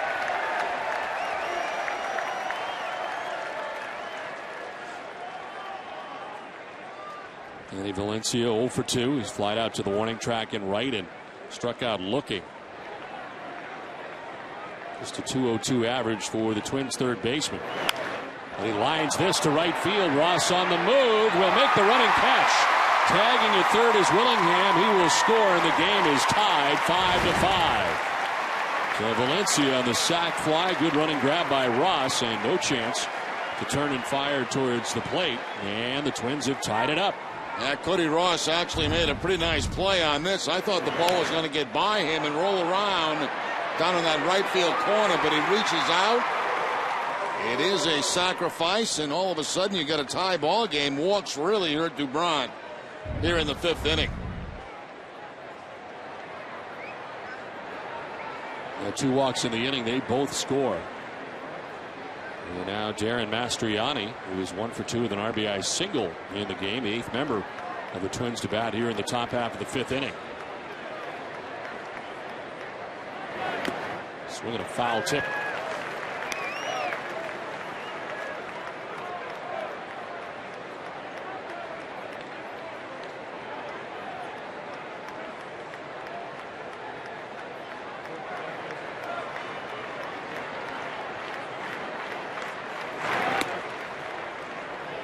One ball, 1 strike to Mastriani.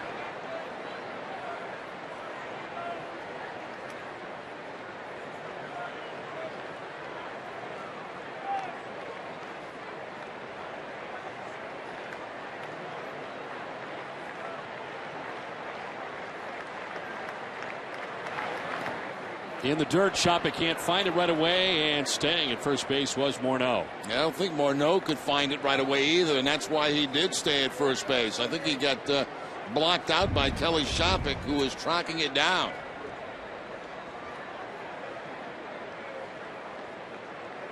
Pitch goes in the dirt, bouncing around. He's got the hitter and the catcher blocking the baseball and had to stay at first base.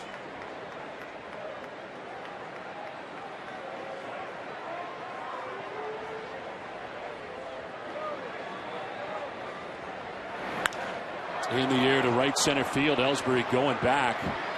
Will get back there to make the catch. It's a 33-pitch inning as the Twins tie it up. In case you missed it, from the pregame ceremony, Curt Schilling's reception coming up next.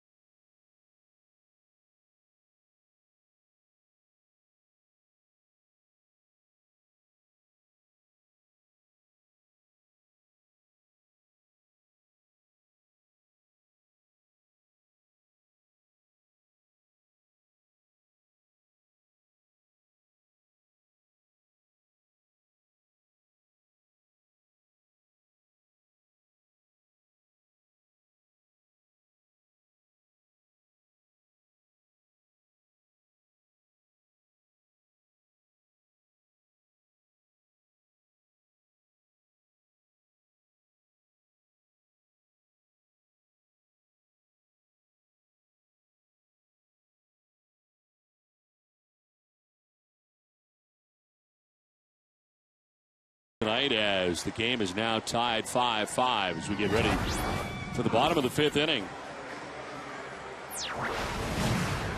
Cody Ross, Adrian Gonzalez, and Ryan LaVarnway coming up. Red Sox had a 4-run lead going into the top half of the 5th, but Minnesota scoring 4 times.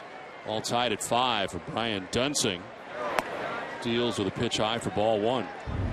And Felix Dubron frustrated coming off the mound after last inning's performance, allowing the 4 runs. Walks were costly. They both scored.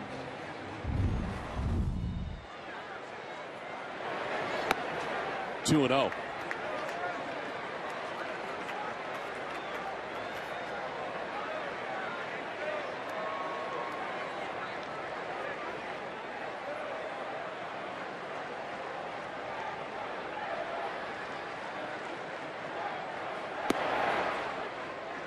That's a strike. 2-1. Cody Ross flied out to right in the first inning, singled and scored in the 3rd.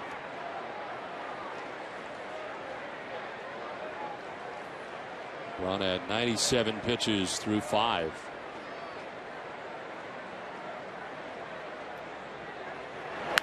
On the ground to third base, and it gets through. Valencia. Going to go right through the wickets into left field, and Cody Ross is on to begin things here in the bottom of the 5th. Now Valencia only picks up his 4th error of the season with this. A ground ball by Cody Ross. And let's see, does it go through the 5-hole? If it bounced over his leg or not. I think it bounced over his leg.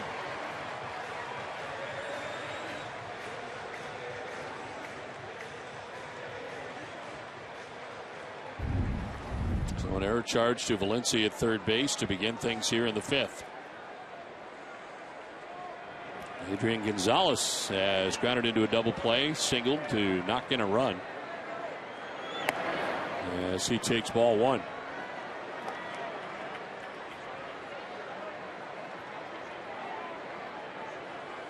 .63 RBIs in the year now for Adrian Gonzalez.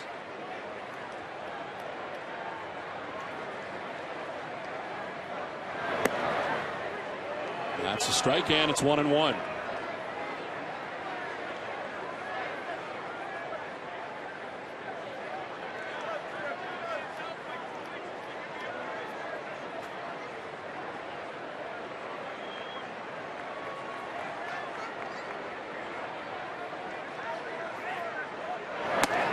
In tight. Adrian getting the hands out of the way. 2-1.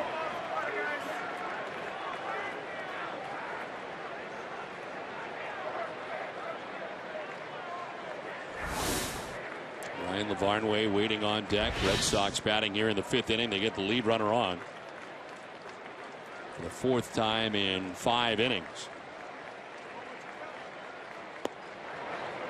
Ball 3-1.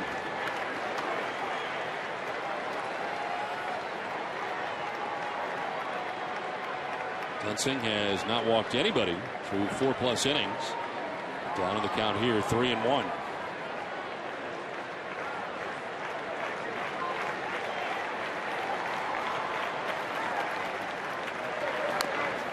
Little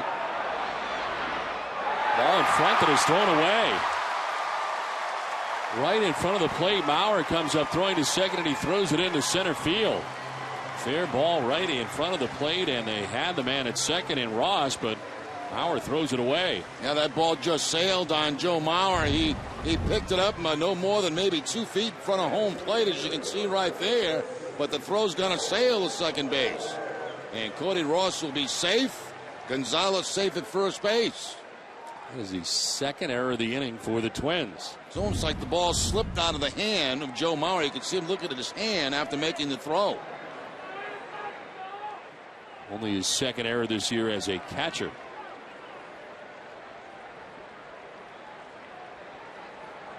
So 1st and 2nd, nobody out. Ryan LaVarnway, the batter. On the ground towards second base. Carroll, the 2nd for 1, on to 1st for 2. So the Twins turned an important double play after the 2 miscues in the inning, as Ross takes 3rd base with now 2 down. Well, the introduction of Curt Schilling tonight is part of the Hall of Fame ceremony.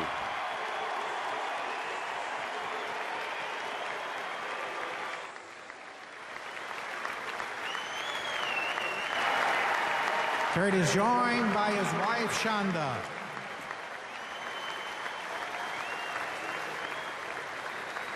I would say that he got the loudest and longest. I would agree. Ladies and Ovation gentlemen. of anybody that was introduced tonight. Very good today, too, in the Q&A. Yes. At the luncheon.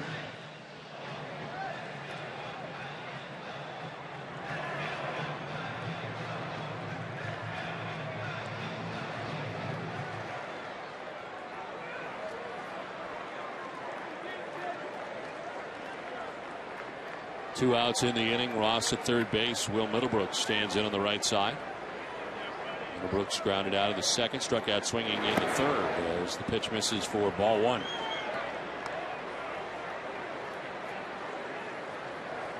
Jeff Manship up in the pen right now for the Twins.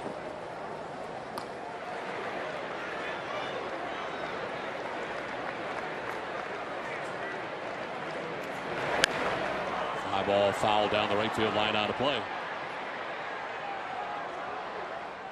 Whether you're watching the game at the park or at home, Eastern Bank's mobile banking lets you access your account from wherever you are. It's just one more way Eastern Bank is making banking easier.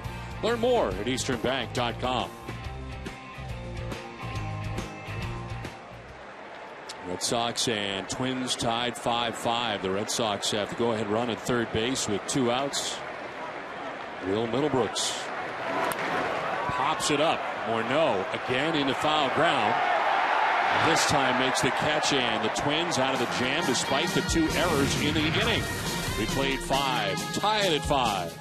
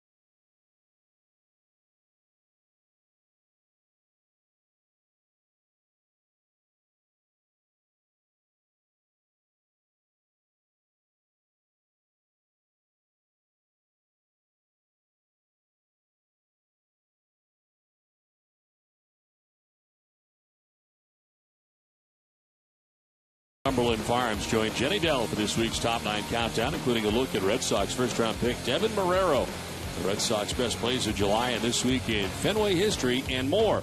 Catch the countdown Sunday at noon on the Ultimate Red Sox Show, presented by Cumberland Farms. 5-5 game as we get ready for the top half of the 6th inning at Fenway Park. This call to the bullpen is brought to you by New England Ford dealers. Shinichi Tozawa comes into the game for the Red Sox after 5 innings tonight from Felix Doubront. Tozawa's 12th appearance, no record, a 1.08 earned run average. He's got 15 strikeouts, only 1 walk. Opponent's hitting at .246 against Tozawa. Last worked in the Tigers series. 1st of August, went an inning and a third, giving up a hit, no runs. Brian Dozier leading it off here for Minnesota. And he takes strike 1.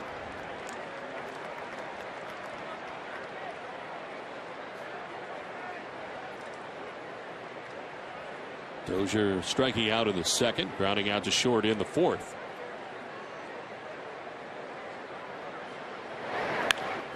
To 3rd, nicely picked in on the grass was Middlebrooks. 1 out in the 6th inning. Well, kind of a rough 5th inning for Felix Doubront. First of all, some frustration with the umpire, thinking he had a strike right there, did not get it. Eventually walks Willingham to bring in a run, and then Morneau with the base hit to drive in 2 runs. Eventually leaves the game angry and with the score tied at 5.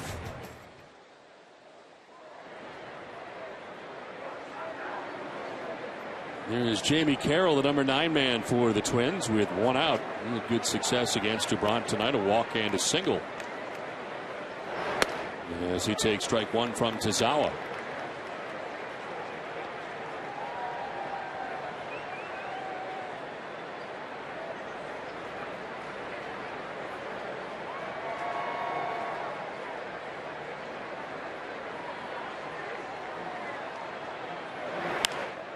Fouled off to the right.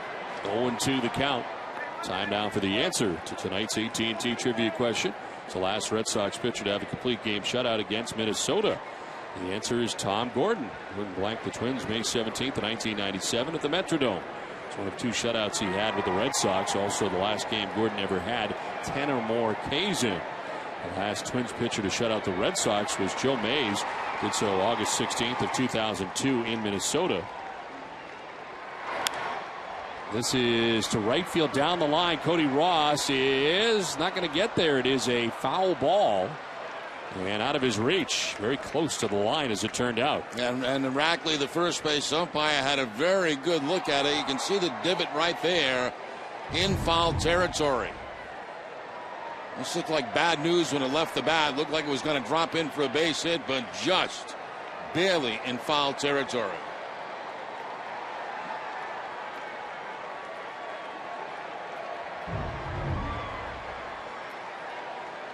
There's the divot. Please replace all divots. So far they haven't. 0-2 the count to Jamie Carroll.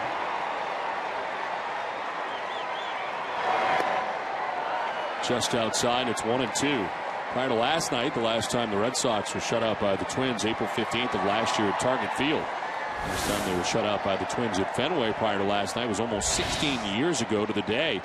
They lost 16-0 back on August 3rd of 1996 in the 2nd game of a doubleheader.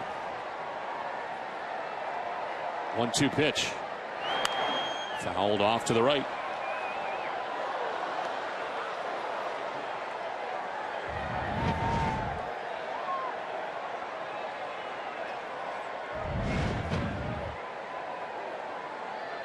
Carroll now span next as the Twins bat in the 6th inning.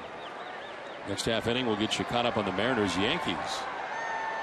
Actually even quicker than next inning after Jamie Carroll will get you caught up.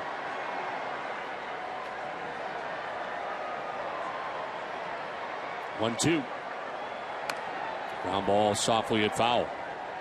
Yeah, we got a lot of stuff to get in the show tonight, so we'll be doing that right after Jamie Carroll.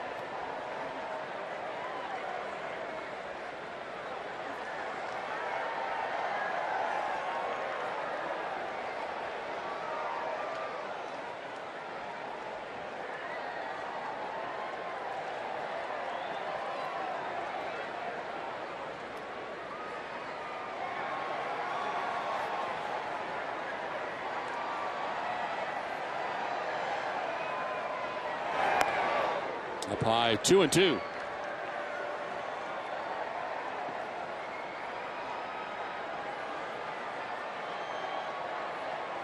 Red Sox have action in the pen. Craig Breslow, who's appeared in one game since being traded from the Arizona Diamondbacks back to the Red Sox. His second stint in a Red Sox uniform and warming up in the bullpen right now. 2-2. Popped up, foul ground. That should reach the seats and will.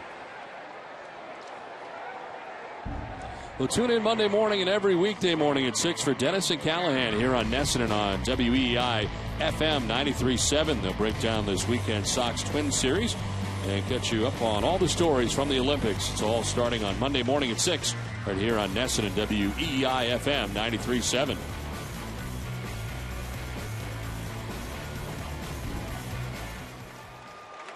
One out in the sixth inning. Jamie Carroll has been a problem tonight from his number 9 spot. He has walked and singled, now waiting on a 2-2 pitch, 9th pitch of the at bat.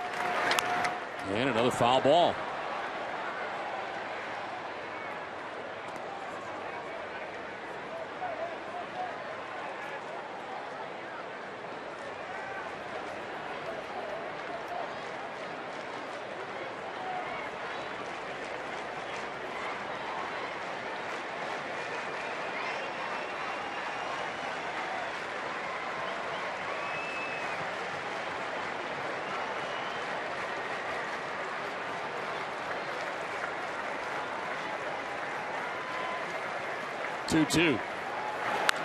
Line down the left field line. It is a fair ball headed towards the corner as Carroll heads for second base.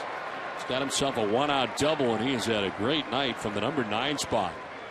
Certainly has a walk, a single, and now on a fastball middle in. Gets that line shot down to the 310 marker and finds himself in scoring position at second base with 1 out. 10-pitch at bat. He ends up fouling off 6 pitches before getting the 1-out double here in the 6th inning, and Bob McClure on the phone. Wants to see if Breslow is ready. A couple of lefties due up. And here comes Bobby Valentine. It's time for a game break, and Tom Caron, TC.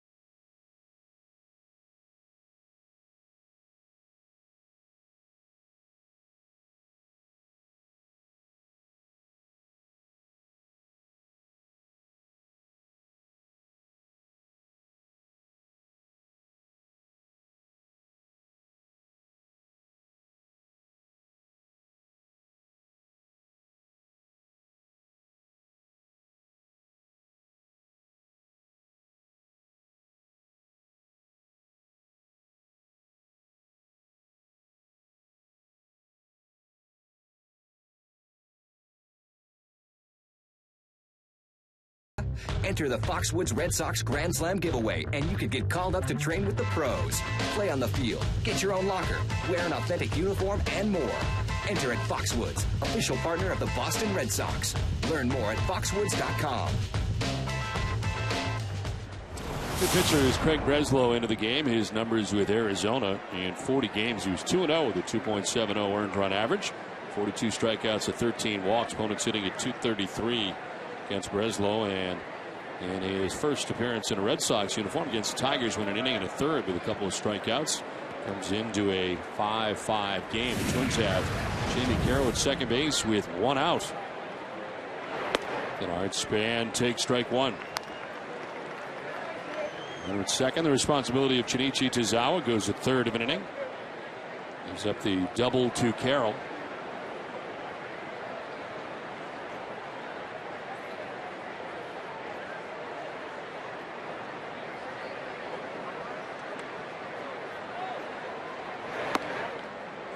Inside 1-1.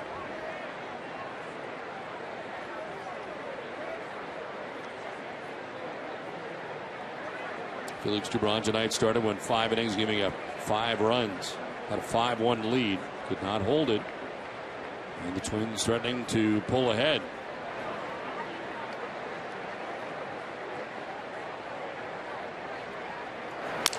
Broken back grounder right side. Pedroia will go to first for out number 2 as Carroll moves along to third base with 2 outs in the 6th inning.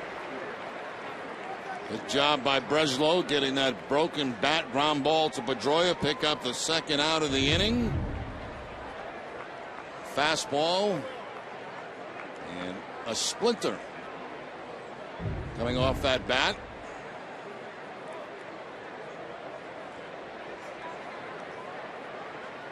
So a chance here now for Ben Revere, who has 2 hits in the game.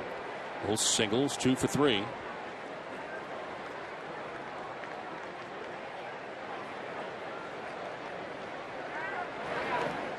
And a pitch outside, ball 1.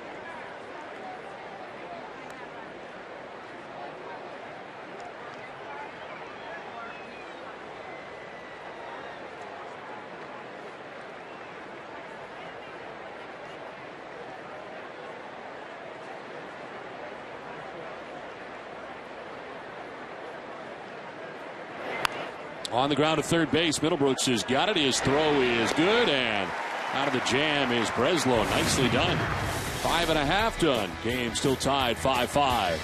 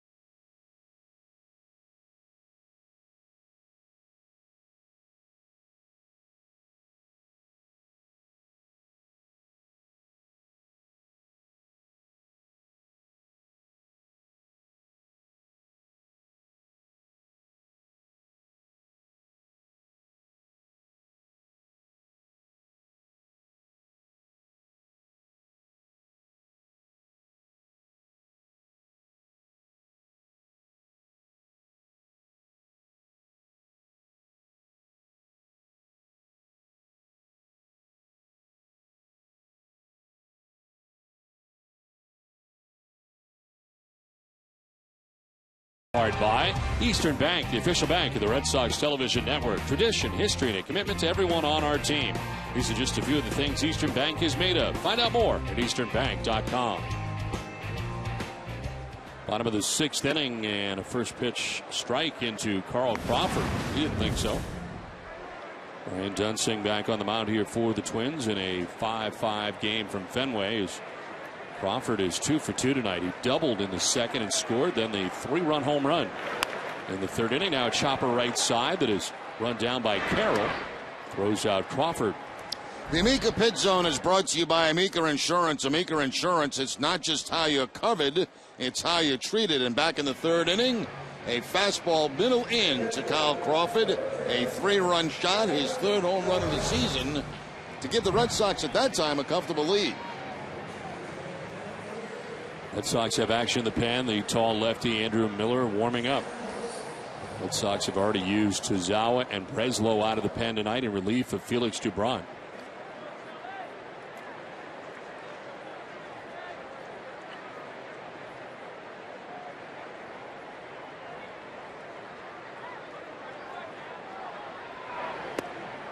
Pitch in there for a strike to Kelly Shopik. 1 for 2. An RBI single back in the 2nd inning.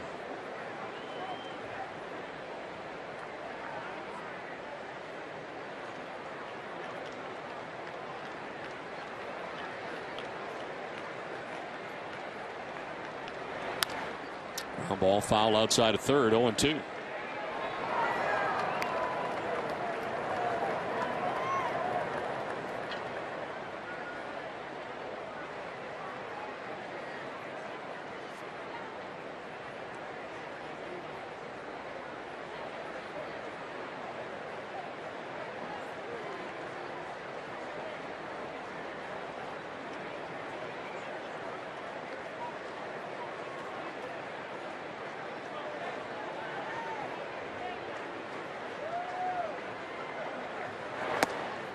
Up high, ball 1, 1-2.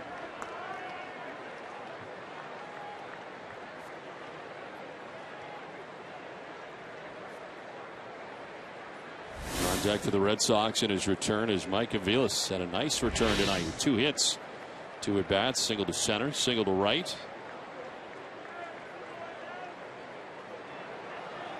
And the ball just dropped by Dunsing. I think nobody was on.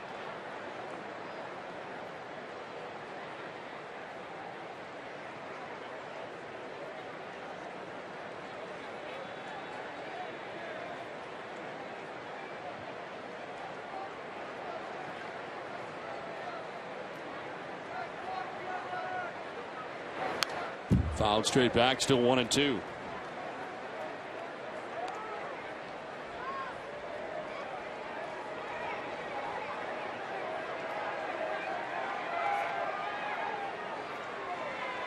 And Dunsing making his 6th start of the year. And down in this game, and the Red Sox got a run in the 2nd, 4 in the 3rd, but his offense has helped him out and back to tie the game. Here he is in the 6th inning with 1 out, 83 pitches deep into his outing. Head of Kelly Shopik, 1-2.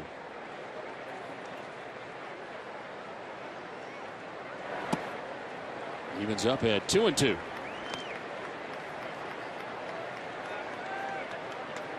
Longest start of the year is 6 innings.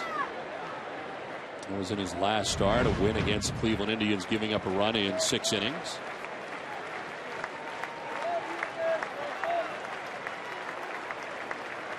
Rick Anderson, his pitching coach, looking on.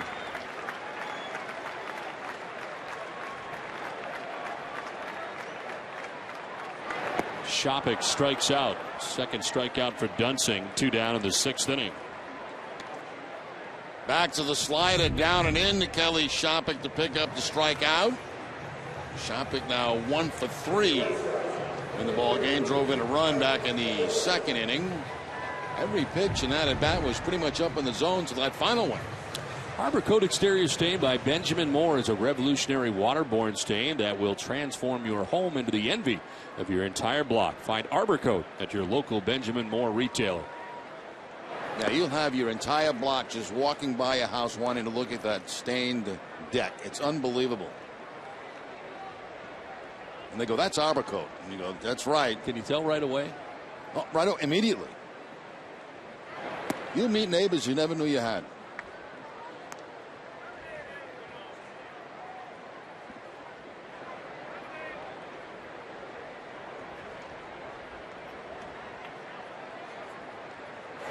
It's outside to Aviles, and it's 2-1. Mike, as mentioned, 2 singles in the game tonight.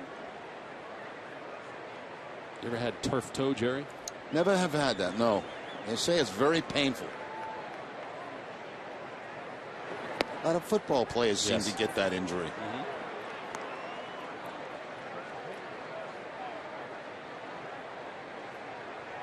Pedro Siriaco filled in for Mike Aviles in the games that he missed. Back tonight, though. 2-2 and a swing and a miss on a pitch that was up as Aviles strikes out. Dunsing has his first 1-2-3 inning of the night. We played 6, tied at 5.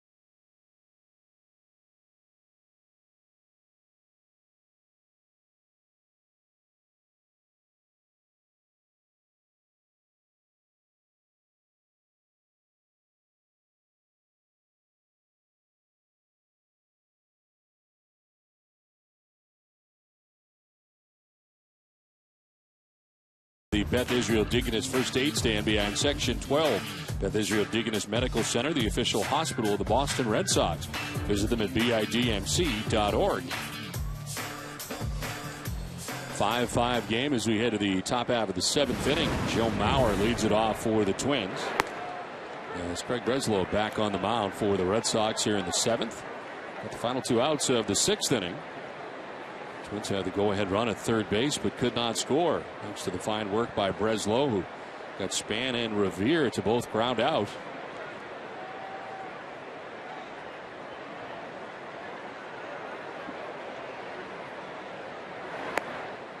Mauer takes pitch inside, 1-1.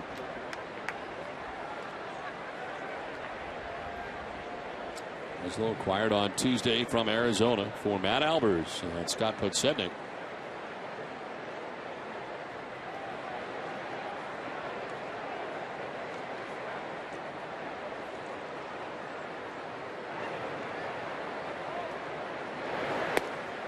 Breaking ball in there for strike 2, and it's 1-2. These fine folks met you on an elevator, Jerry. In Chicago. That had to be when we were playing the Cubs because we got our 100th anniversary shirts on. Yes. Dapper Don. Do you remember taking this picture in the elevator? I do not recall that, no. We take a lot of pictures in elevators, so it's tough to remember. This is sent foul down the left field line. It's definitely you, though. Yeah, I don't think there's any doubt. No, there's no question that's me. Yeah, I don't recall the picture, but I'm not crazy about elevators either. So I like to get out of them as quickly as possible.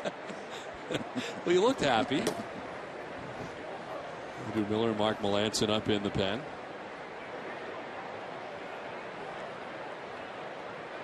Well, if that was the Cubs series and you were wearing that green shirt, that was not a great day for you. You had trouble getting into the ballpark. You might not have been in the best of moods that day in Chicago. That's true. I remember we could not get in the ballpark.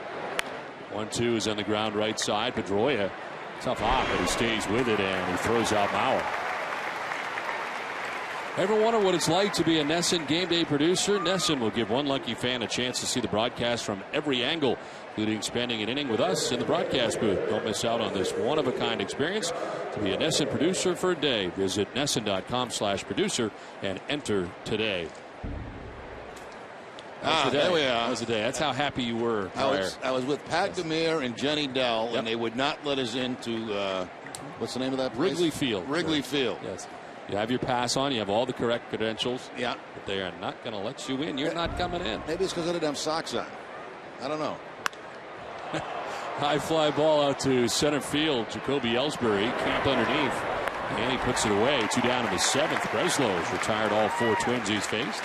By the way, Jenny Dell is off for the weekend. She's taking a little time off for the weekend. She'll be back here Sunday for Picnic in the Park, which is always a great event. So. And Sunday, of course, the Ultimate Red Sox show. Right. But I'll bet you she's watching the game tonight. And I'll bet you she remembers that day that we couldn't get in the park. What I'm surprised about that day, because I've been with you on an occasion when you cannot get in the ballpark, was how cool and calm you were and never got upset. It didn't bother you at all. I mean, you didn't look that happy, but you weren't the guy, the aggressor or the. Oh no, I didn't say a word. No. You know, the guy at the gate couldn't have been nicer. It just wasn't his job to let us in. They were waiting for someone who was late. And so he couldn't have been a nice guy. What are you going to do? Yell at a nice guy? I mean, it's crazy. I mean, I knew eventually we'd get in before the game started. And if not, what's the worst thing that happens? You go back to the hotel and you don't do the game. Well, you got in, and you did do the game. Yeah. This one grounded foul. Wrigley Field, one of your favorite venues. I didn't like that experience at all. I really didn't. I'm just being honest. And it had nothing to do with not getting in early. It's just. To me, it makes Fenway Park look brand spanking new. Yeah. Do you agree? Yeah, I agree. It definitely looks its age. I mean, as far as renovation goes, Fenway's been renovated every year. And I love the tradition. I love everything about what it means to baseball, but it needs work. And it needs to let us get into the game. And an elevator to the booth would be good. That would really help out. Yes. That would change my mind on a lot of things. Could change your entire experience.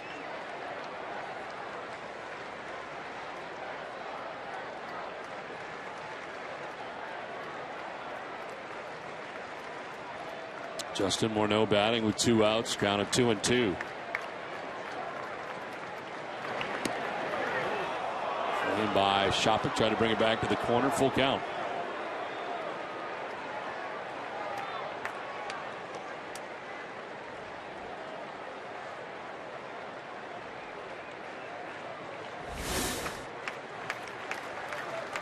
Making 13 appearances with the Red Sox in 06 with a 3.75 earned run average. 3-2 pitch in the air to left. Crawford going back at the wall. It's off the scoreboard. Crawford plays the carom throw to second base. He is not going to be in time. And the 4th hit of the night for Justin Morneau. His 2nd double of the night, but his 4th hit. Well, he has done an absolutely great job in this series against left-handed pitching, and especially going to the opposite field. Breaking ball, good pitch by Breslow. It takes it to the opposite field off the scoreboard and ends up with a double. And out comes Bobby Valentine. So pitching change from Fenway Park with the game tied 5-5.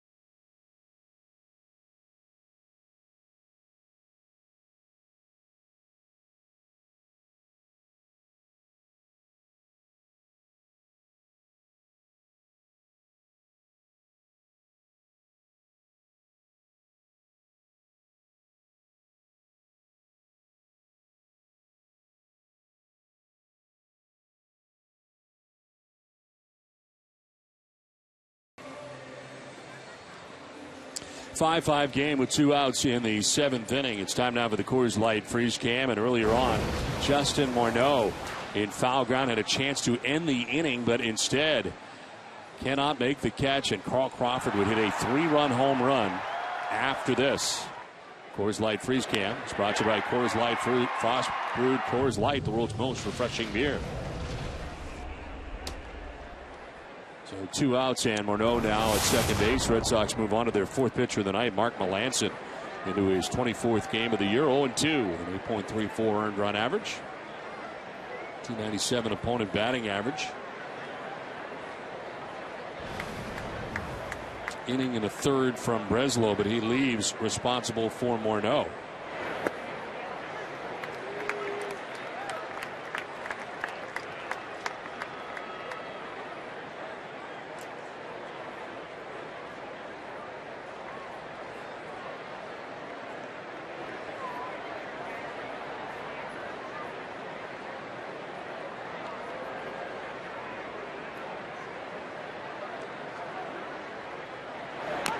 Swinging a foul, and it's 0-2. 94 on that last fastball from Melancon.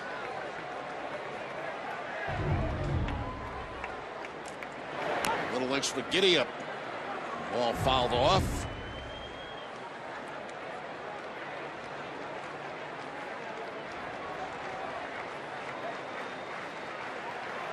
Melancon has given up at least 1 run in 3 of his last 5 outings.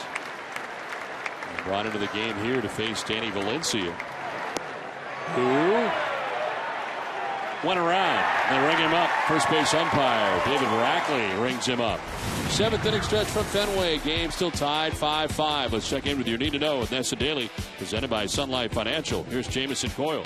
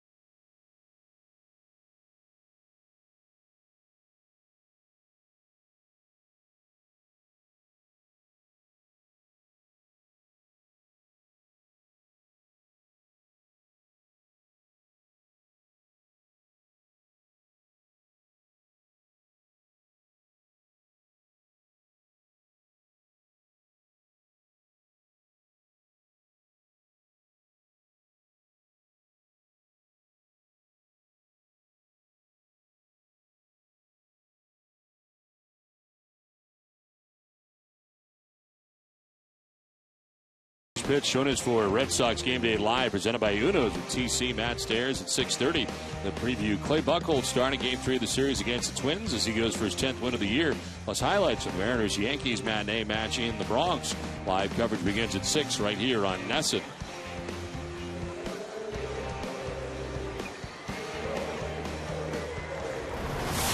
Casey Fiend into the game for the Twins. His 11th appearance of the year, 1-1 with a nifty 1.46 earned run average. 9 strikeouts and 12 1/3. The opponent's hitting at just 178 against him. Second time we've seen him in this series already.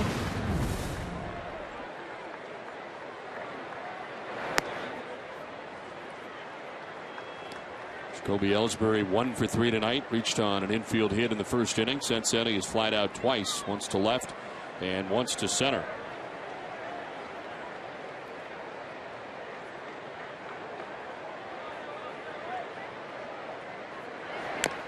Fouls it off himself and evens the count at 1-1.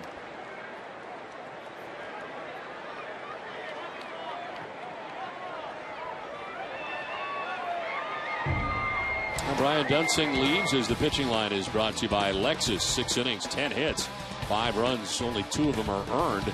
Doesn't walk anybody and strikes out 3. Throws 90 pitches in his 6 innings of work.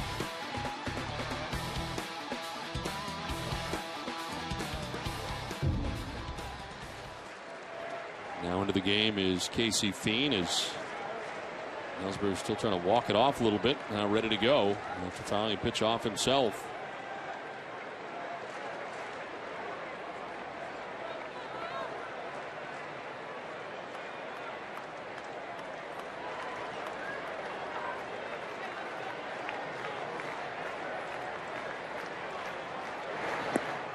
Swing and a miss. Half-hearted swing at that. 1-2. That's one that Jacoby got about halfway through and would have liked to have stopped that swing. Cut fastball down out of the strike zone.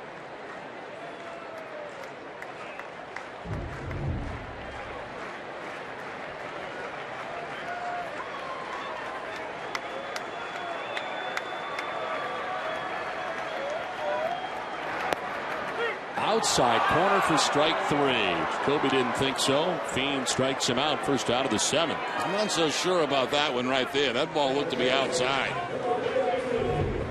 Take a look in the Amica pitch zone. See what that says.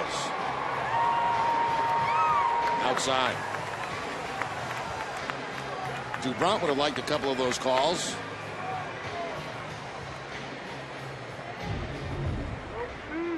One out here in the 7th inning. Dustin Pedroia, the batter. A couple of hits tonight for Dustin. Single in the first, single in the third. And he grounded into a double play in the 4th inning.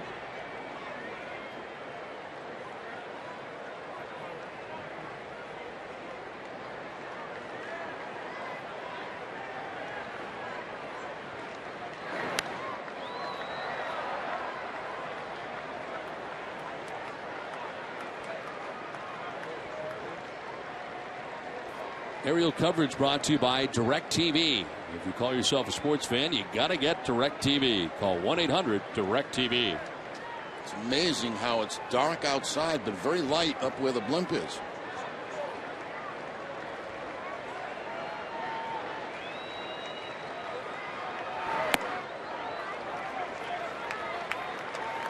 Ball, 2 strikes to Pedroia. It is an odd phenomenon. Now there's the blimp. Now there's a real shot of it right there. Only you're seeing it. Oh, how come? Now we're seeing it. Oh, how come I was only seeing it? You were in what is called an ISO.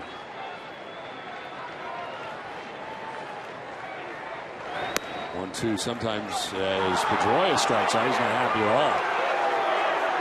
Ellsbury wasn't. Pedroia less pleased with Mark Wagner back-to-back Ks. Now that pitch looked a little closer maybe than the one that Ellsbury had. Bobby Valentine making sure that Pedroia does not get thrown out of the game. He cannot argue balls and strikes. He's just out there to protect his second baseman right now and then to stare back at the umpire. First we'll look at the Jacoby Ellsbury pitch that was off the outside edge. And now we'll look at the Dustin Pedroia pitch. Oh, that also inside. That was farther inside than I thought.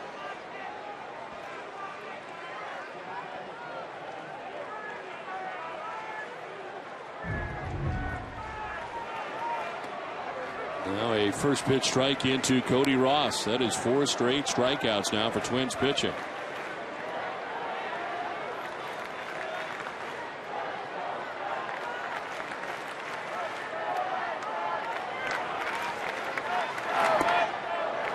It is swing and a miss, down 0-2.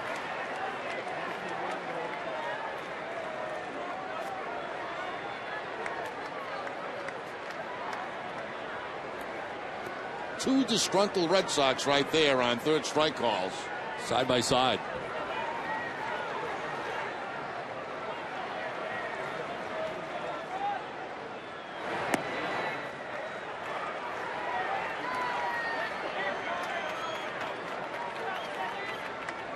And a disgruntled manager.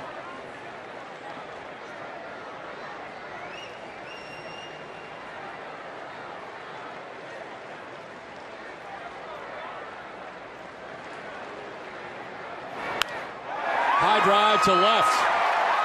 Back goes Mastriani, and it's off the wall. He'll play the carom as Ross heads for second. The throw is not going to be in time, and Cody Ross has got a two-out double here in the seventh. Hopefully that will change the mood of the Red Sox dugout. Cody Ross on base 3 times tonight. Gets the cut fastball out over the plate and finds that left field wall for the two-out double.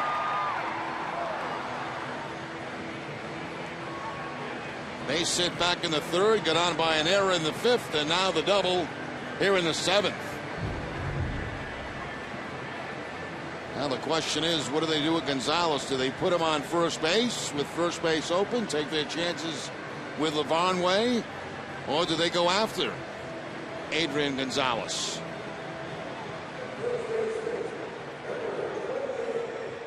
Hitting the road, take the Red Sox with you this season. Subscribe to MLB.tv today to see every Red Sox out-of-market game live online and on your favorite devices in HD quality. Visit RedSox.com to order and get more details. MLB.tv, baseball everywhere. They will put on Adrian Gonzalez. And LaVarnway waiting on deck.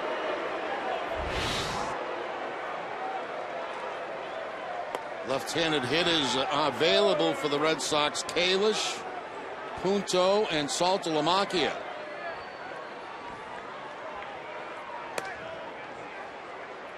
Well, Adrian Gonzalez intentionally walked last year 20 times. It's only the second time this year that Adrian has been intentionally walked.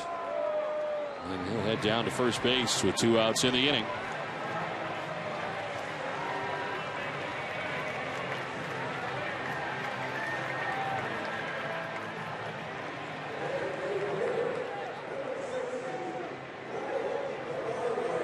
Ryan LaVarnway, 0 for 3 in this game, is lined out to second, flat out to center, and bounced into a double play. Bobby Valentine electing to stay with LaVarnway. Tyler Robertson up in the pen for the Minnesota Twins.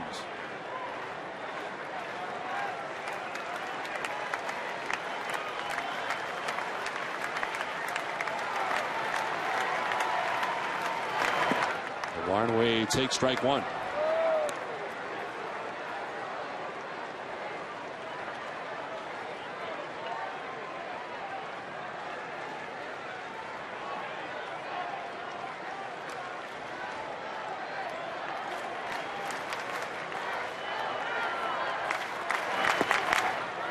Outside, and it is 1-1.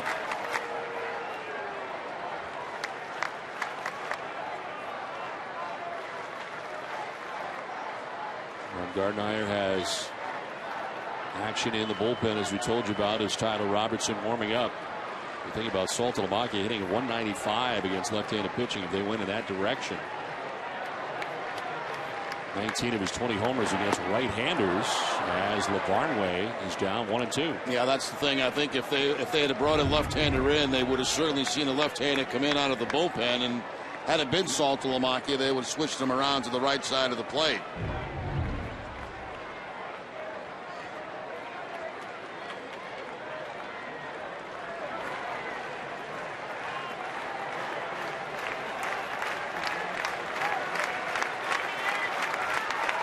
Runners at first and second, 2 down in this tie game in the 7th inning. 1-2.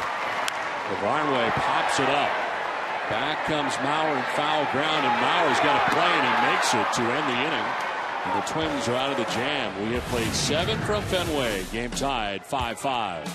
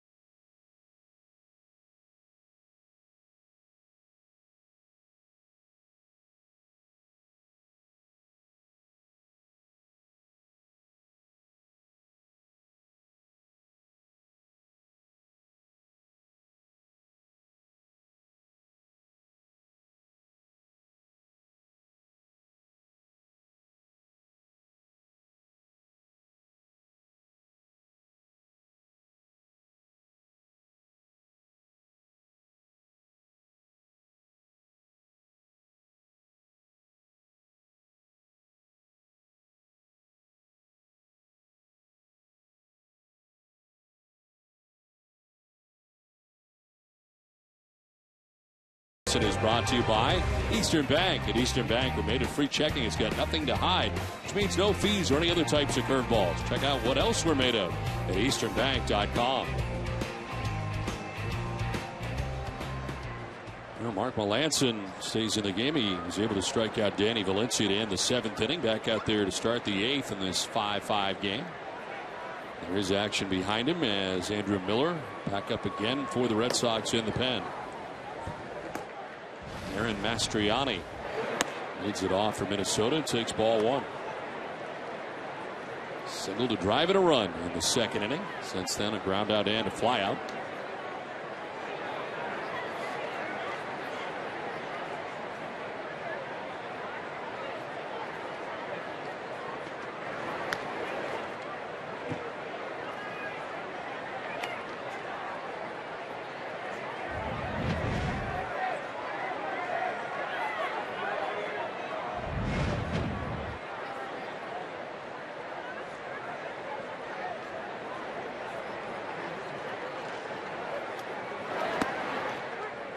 That's a strike, 2-1. Mastriani, Dozier, and Carroll expected in the inning. 7, 8, and 9 for Minnesota here in the 8th.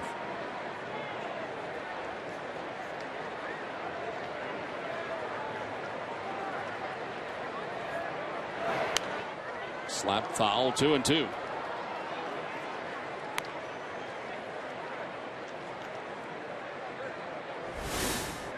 There is Brian Dozier. Had a big night last night, including a 2-run home run. It's been quiet tonight, 0 for 3 in the game. 21 hits in this game between the two teams. Red Sox with 11, the Twins with 10. Mastriani fouls off another.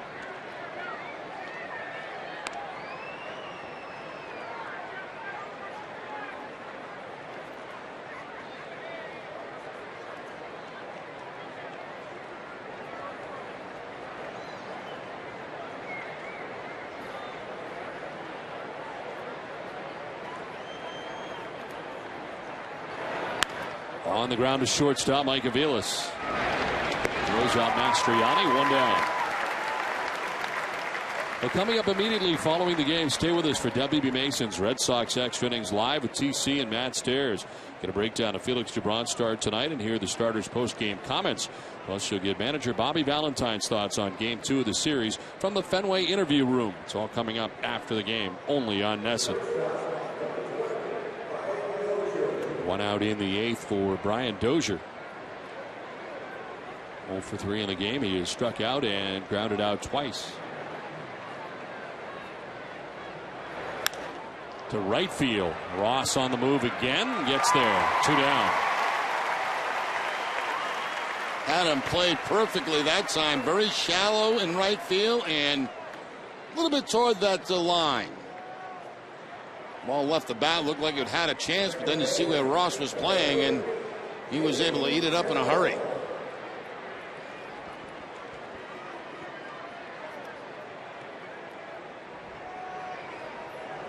Two down in the 8th. As Jamie Carroll has been a problem tonight. He's been a nuisance from the number 9 spot. He's walked, singled, and doubled. He's seen a bunch of pitches, fouled off a bunch of pitches.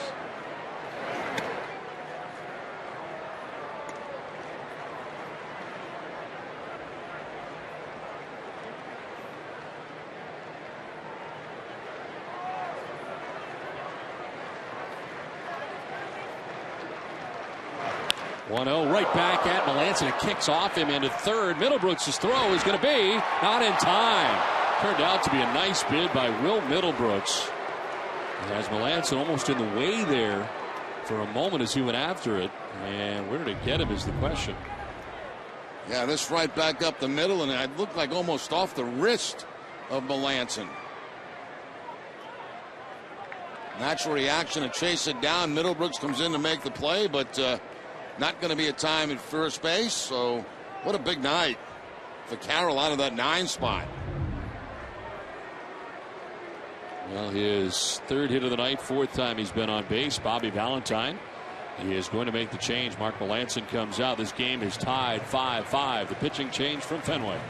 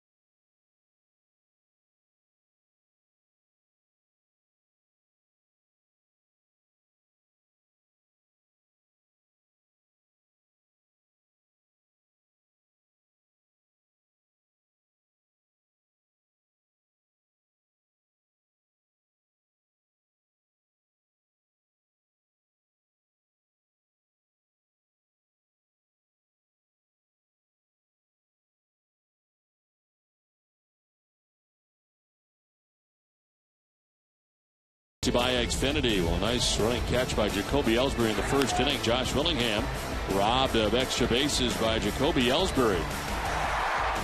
Carl Crawford, after Justin Morneau dropped the ball in foul ground, got another chance, and he makes good with a 3-run home run. It's at the time, but the Red Sox on top 5-1. But back come the Twins, as the Twins have a 4-run fifth inning, including this 2-run single by Justin Morneau, who's had a very big night for Minnesota. Morneau with 4 hits in the game and a couple of runs driven in. First with 2 down for the Twins. Denard Span, the batter, and he takes strike 1 from Andrew Miller. Miller becomes the 5th Boston pitcher of the night, 35th appearance, 3-1, 3.04 earned run average, 26 2/3. He has 32 Ks and opponents sitting at 200 against him.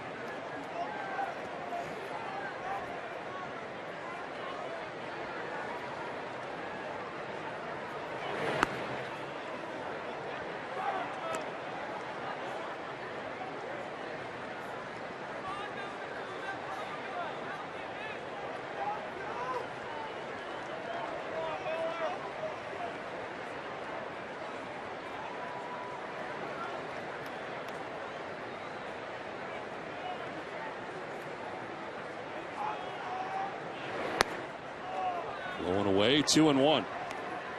Span 0 for 4 in the game from the top spot in the Twins order.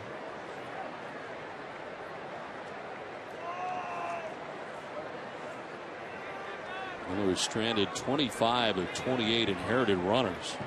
The AL's second best rate, 89.3%. Stranded inherited runners, and trying to strand Carroll at first base. 2-1 is to the right side. Pedroia's got it. The flip to first for the out that ends the inning. We head for the last of the 8th. Game tied still 5-5.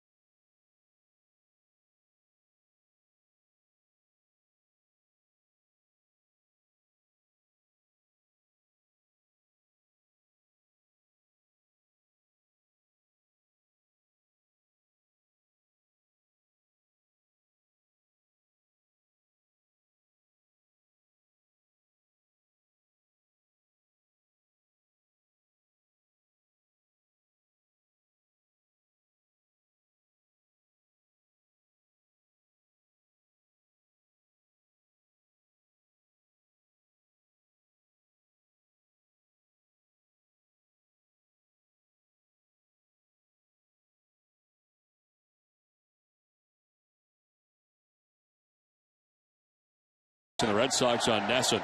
During the 2012 season, Hess and Hess Express will donate $500 to the Red Sox Foundation for every Red Sox home run. Hess and Hess Express committed to helping the cause. 5-5 game into the bottom of the 8th inning. Will Middlebrooks leading it off as he takes strike 1 from the new pitcher, Alex Burnett, into the game here for the Twins. 46th appearance, 3-3 with a 2.84 earned run average. 18 walks to 21 strikeouts, but opponents only hitting at 224. As he gets the corner again, 0-2.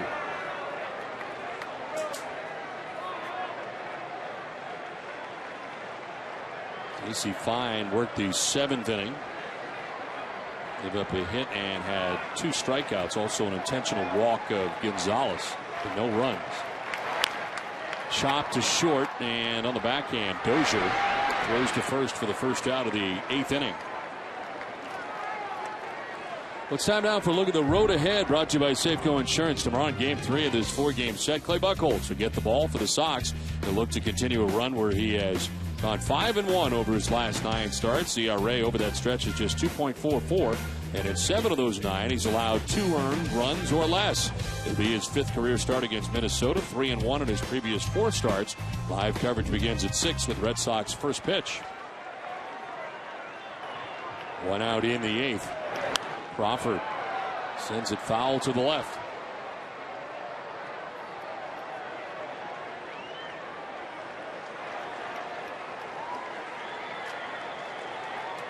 Carl doubled and scored in the 2nd, hit a 3-run home run in the 3rd, grounded out to second base in the 6th.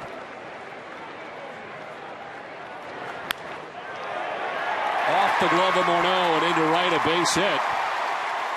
Crawford is aboard with 1 out in the 8th. Well, a big night for Kyle Crawford, the double, the home run, now the single here in the 8th. And let's see if Crawford, with his speed, can turn this into a double with a stolen base right off the top of the glove of Justin Morneau at first base.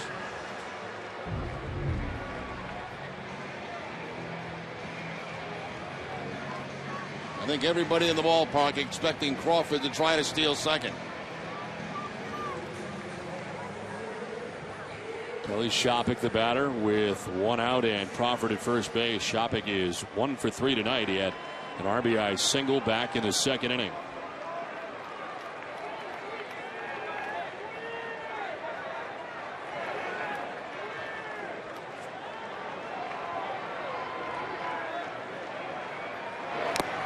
Swinging a foul tip into the catcher's mitt for strike 1. Closing base stealers are 32 out of 37 against Joe Mauer. They are 5 for 5 against Burnett.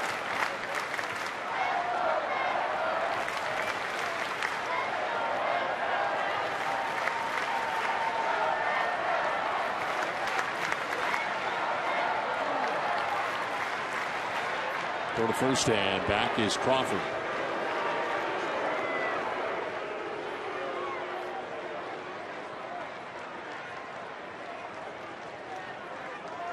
Burnett has not allowed a home run in 25 consecutive appearances since May 28th. Last home run he gave up was to Paul Konerko.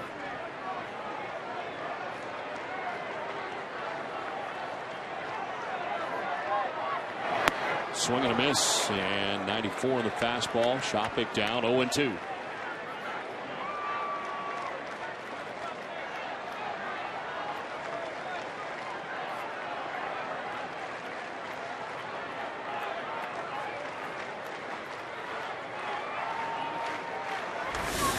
Avila's waiting on deck, 1 out, last of the 8th.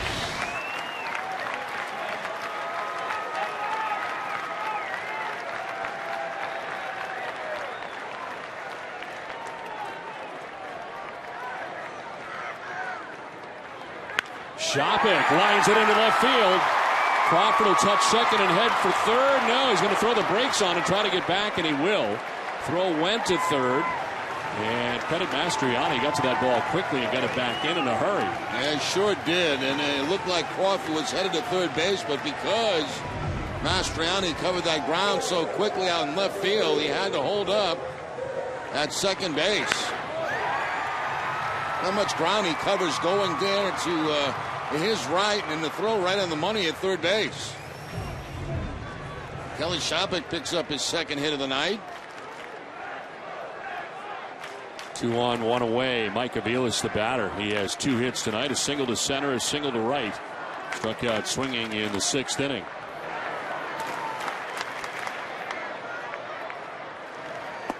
Aviles taking ball 1.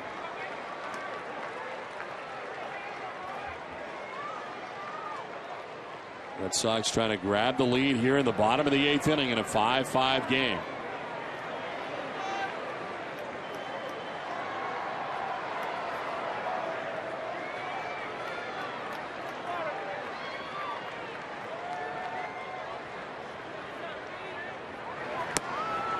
Inside 2-0.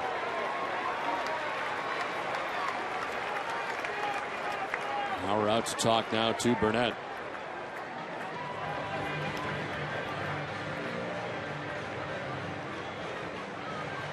Anderson also coming out. And tonight, immediately following Red Sox Extra Innings Live, join us for Red Sox Final presented by Geico. TC and Matt Stairs. And preview Clay Buchholz starting Game 3 of the 4-game series against the Twins. Plus, we'll have highlights from around the American League East. It's all coming up after the game, only on NESN. Well, Jerry, the Twins have the right people coming up in the top of the 9th inning.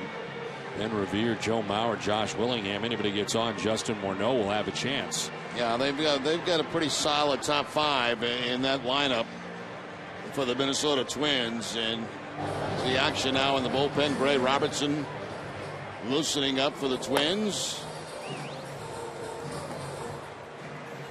And it looks like Aceves starting to throw in the Red Sox bullpen.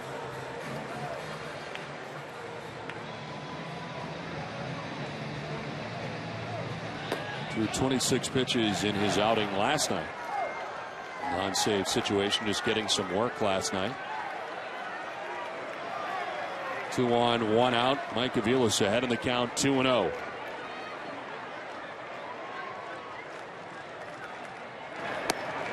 Inside, 3-0.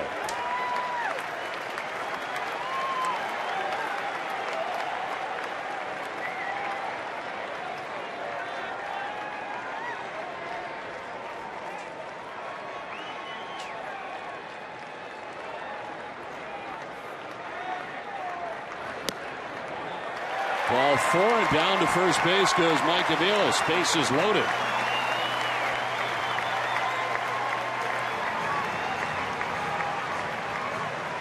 Well, we'll see if Gardenhire goes to the lefty in the bullpen now with Jacoby ELLSBURY coming to the plate. And Gardenhire making his way out. We will make the change with the game tied 5-5. Red Sox have him loaded in the 8th with 1 out.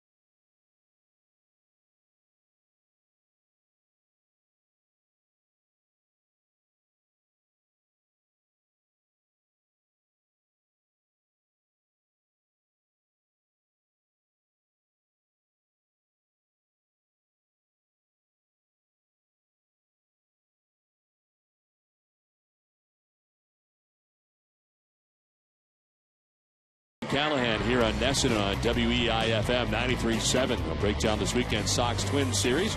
Catch up on all the stories from the Olympics. It all starts Monday morning at 6 here on NESN and on WEIFM 93.7. The pitcher for the Twins, the left-hander Tyler Robertson, into the game. His 17th appearance, no record. 7.84 earned run average. 14 strikeouts, 4 walks. Opponent's hitting at 275. Lefties only at 222. Right-handers, however, 385. He comes in to face the lefty, and Jacoby ELLSBURY. He'll be facing only one batter in this instance. The Red Sox have him loaded with 1 out. Tie game from Fenway.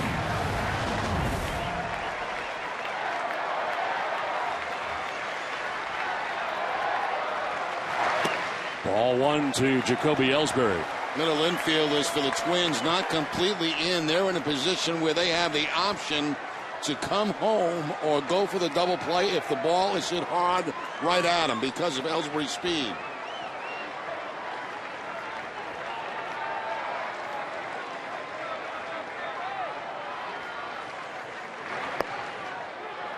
Strike 1, 1-1.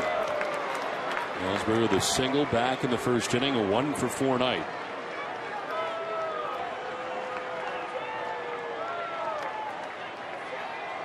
Crawford at third, Shopping at second, Aviles at first. Only one at bat this year for ELLSBURY. The base is loaded and he walked. Down and in, 2-1.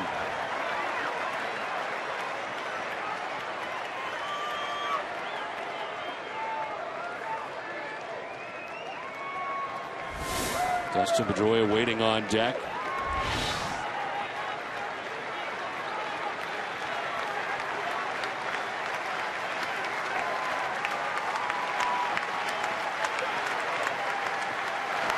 ELLSBURY lifts a fly ball down the left field line that'll get into the seats.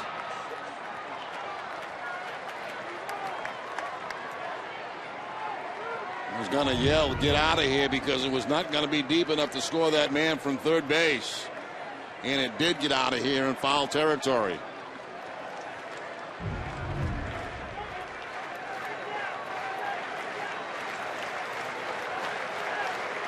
Two balls, 2 strikes, 1 out in the inning. Bases filled with Red Sox in the 8th.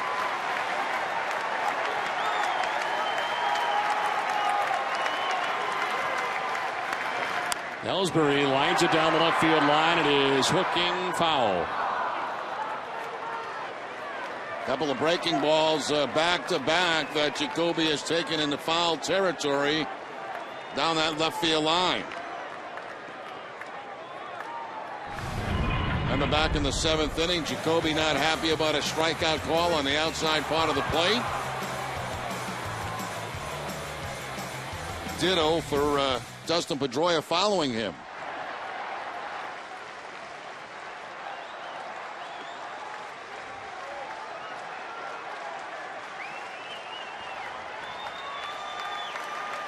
Probably does not want to leave it up to Mark Wegner once again. Home plate umpire tonight as ELLSBURY waits on a 2-2 pitch.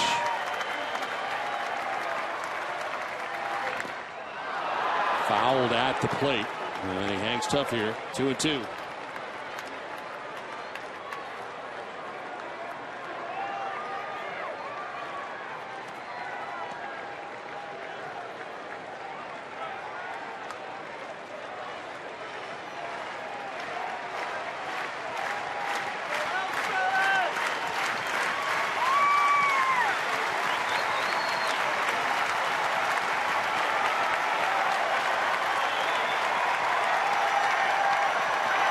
ELLSBURY strikes out for the 2nd out of the 8th. That's a huge out for Tyler Robertson. He gets his man, and here comes Gardenhire to make the change. So it is 1 out for Robertson. Game still tied 5-5.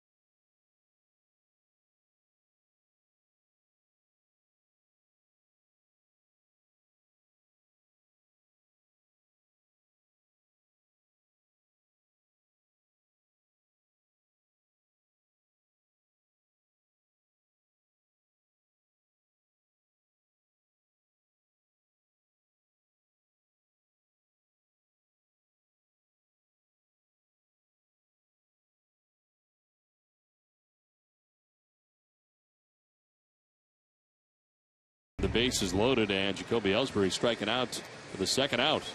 Sinking fastball that time, actually down and a little bit out of the strike zone. New pitcher is Jeff Gray, his 41st appearance of the year, 5-1 with a 5.62 ERA. 20 strikeouts, but 19 walks. Opponents hitting at .278 against him. Comes in to face Dustin Pedroia with 2 outs here in the 8th, and the bases loaded for the Red Sox. Last time Dustin Pedroia was up, he went looking in the 7th inning, and a pitch that was not a strike as it turned out, but Wegner rung him up, and Dustin had some things to say to Mark Wegner.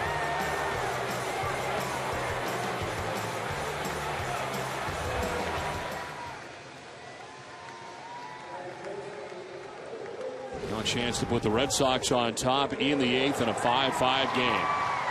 2-hit night for Pedroia, singles in the 1st and 3rd innings.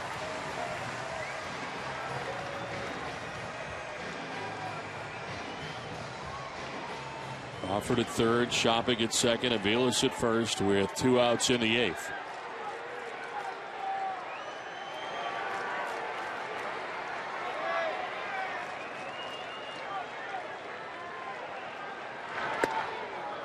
In there for strike 1.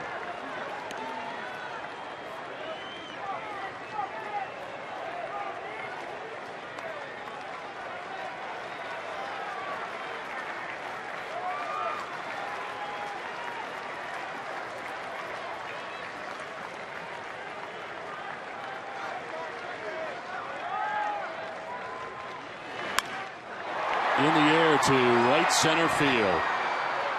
Over is the right fielder Revere to make the catch, and the Red Sox leave them loaded in the 8th. We head for the 9th, tied 5-5.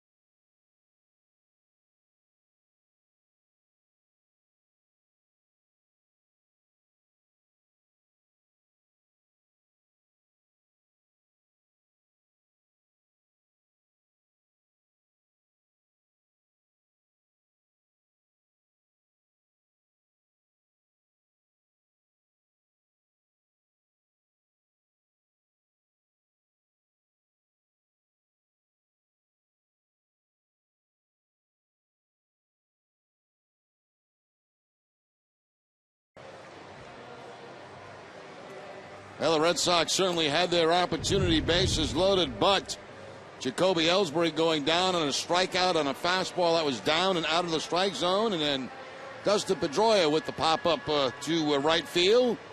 And the Red Sox leave the bases loaded in the 8th inning.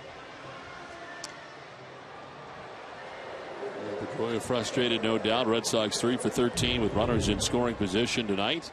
Twins are 2 for 9 in that category as Ben Revere leads it off for Minnesota here in the top of the 9th inning.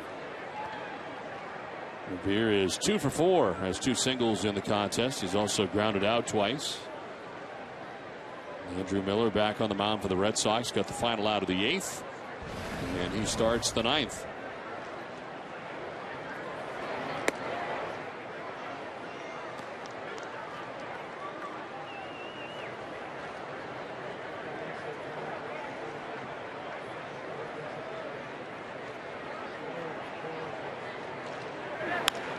On the ground is short on one hop. Aviles gets it there in time for the first out of the ninth.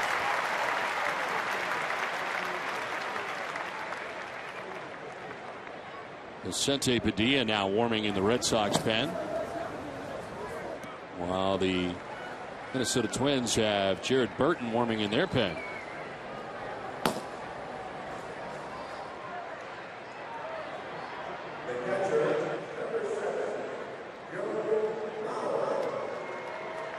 One out for Joe Mauer. Mauer's been on base 3 times tonight, a single and 2 walks. He's also grounded out.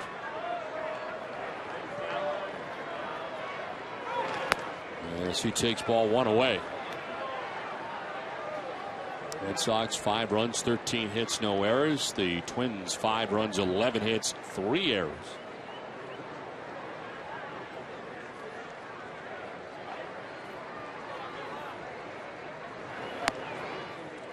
And both bullpens in this game for both clubs have done a very good job.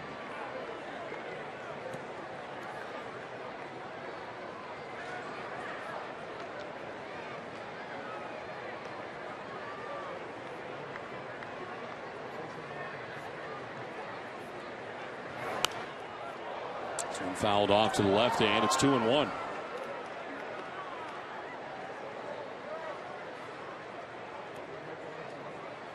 For 5 in his career against Andrew Miller with a couple of Ks, couple of walks.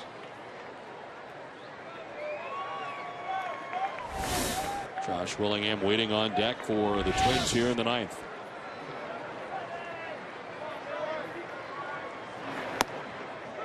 Strike call, and it's 2-2.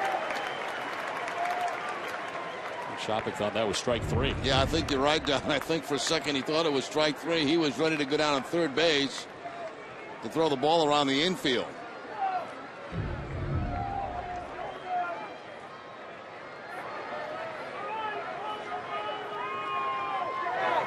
Mauer strikes out. Now he can throw it around. 2 down in the ninth. Back to the breaking ball for Miller to pick up the strikeout against Mauer.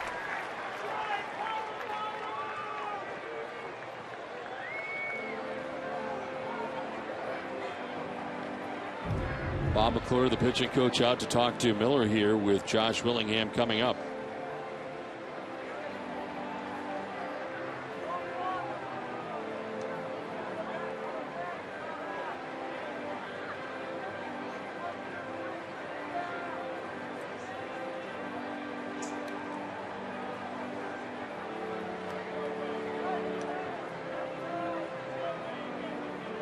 Willingham is flat out to center, grounded into a double play, walked and scored, and flat out to center again. There's 27 home runs on the year as he stands in with 2 outs in the ninth.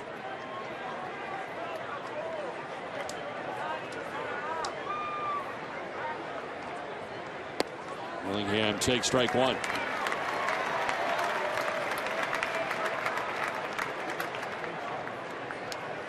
For 1 with a walk against Miller in his career.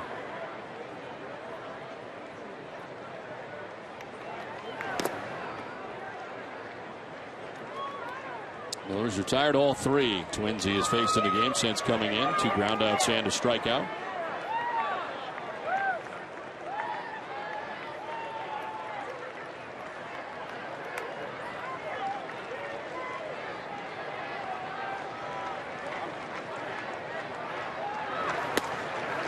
Strike 2. 2 breaking balls and a fastball so far to Willingham. The 2 breaking balls for strikes. Justin Morneau waiting on deck. Miller would just as soon leave him there.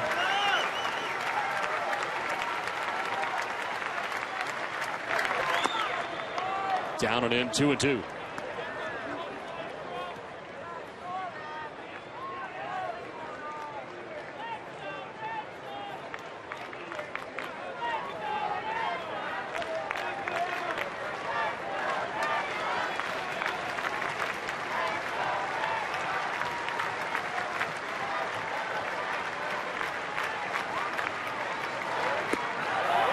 Very close. Kind of surrounded the plate, and it's a full count. And tried to go back door with the breaking ball this time and missed the outside corner.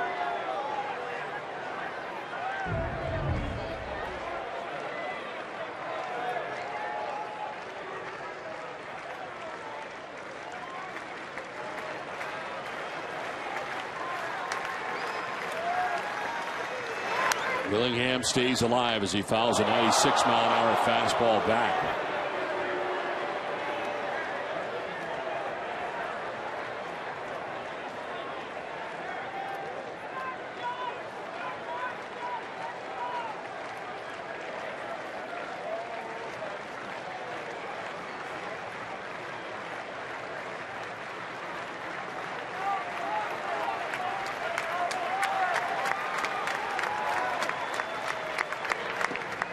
Ball 4, and Willingham will take the walk as Justin Morneau will get a chance. A 2-out walk for Josh Willingham. So Morneau, who has 4 hits in the game, a double, a single, another single, and a double, 2 runs driven in, will have a chance here in the 9th inning. 1 for 5 in his career against Miller.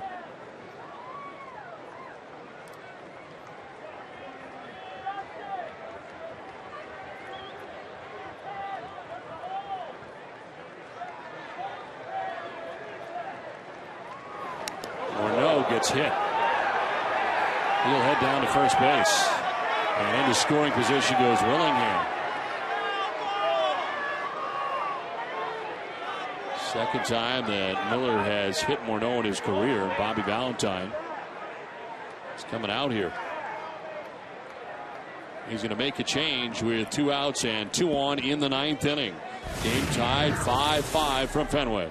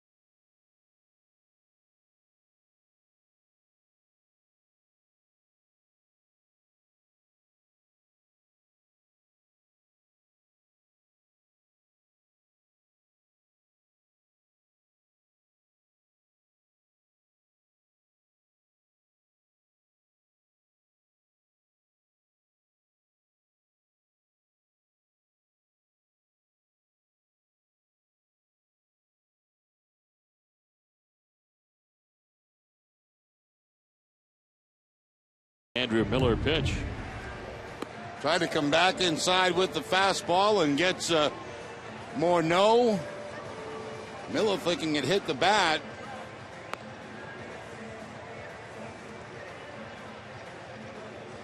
That's the guy Bobby Valentine wanted Miller to get, that lefty Morneau. Morneau's been on base 5 times tonight. So he's got to go to Vicente Padilla. 40th appearance of the year, 4-0 with a 3.82 earned run average. 41 strikeouts to 10 walks. Opponents hitting at .284 against Padilla. Go ahead run in scoring position for the Twins in Josh Willingham here in the 9th. Danny Valencia, the batter. He is 0 for 3 with a sac fly in the game, striking out twice tonight.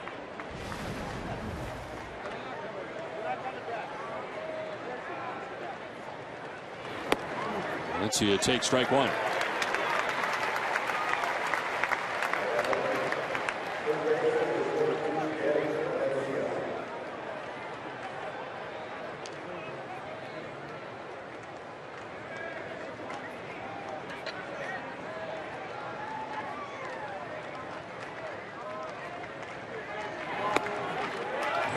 outside corner again, and it's 0-2. Valencia didn't like strike one. He didn't like strike two.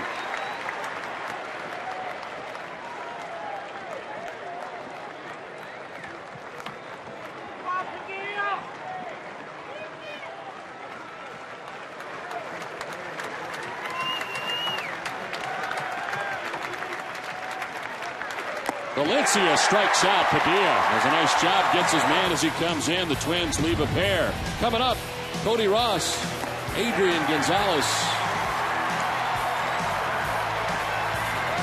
and Ryan LaVarnway.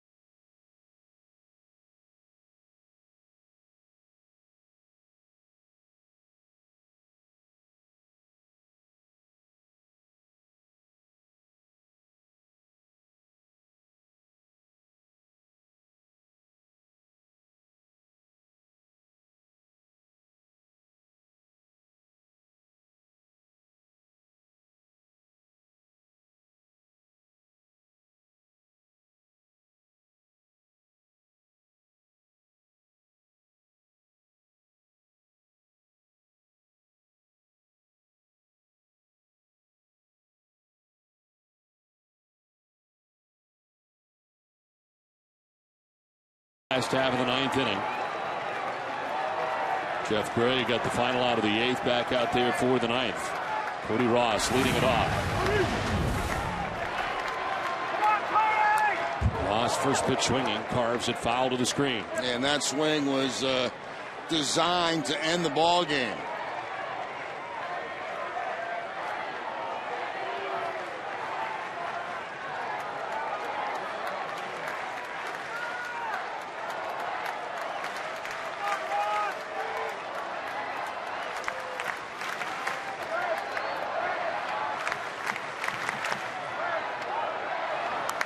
Foul back, 0-2.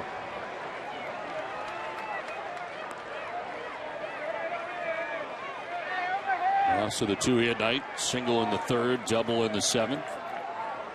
0 for 1 in his career against Jeff Gray.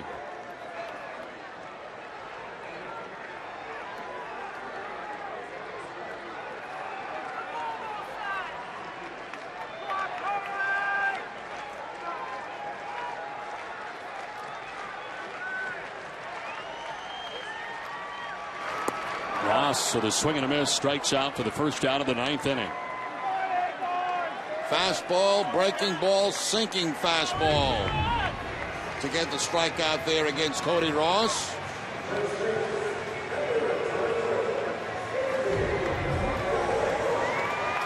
One out in the ninth, and Adrian Gonzalez coming up. Adrian singled back in the third inning, walked intentionally in the seventh.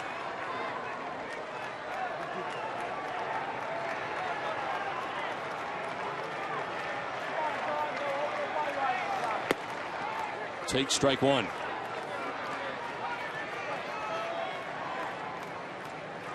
Five career walk-off hits, 2 of them home runs for Adrian Gonzalez. That's with 1 out in the ninth and a tie game. Gonzalez hits one to center field. Denard Span will have plenty of room. And he puts it away for out number 2 of the ninth.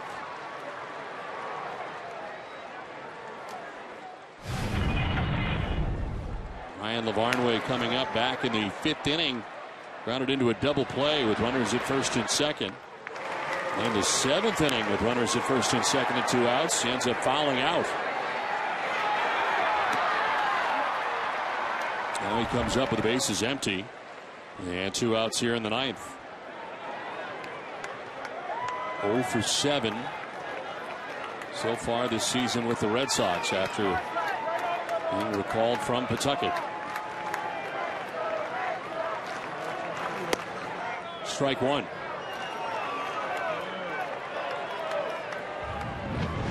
Don't forget, coming up immediately after the game, to stay with us for WB Mason Red Sox Extra Innings Live. It's all the post-game coverage you'll need right here on NESN.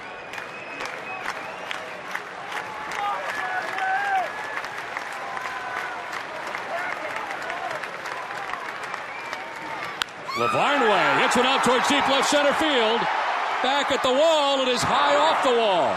Span will play the carom as a bobble out there. LaVarnway will stop at second. And he's got a 2-out double off the wall in left center. First hit of the year in the majors for LaVarnway. Left the bat, looked like maybe it had a chance, but it certainly had a chance to get high off that left field wall. A slider right there that LaVarnway makes contact on. He's all eyes watching that ball go out to the wall, hoping it would go over. Goes about halfway up.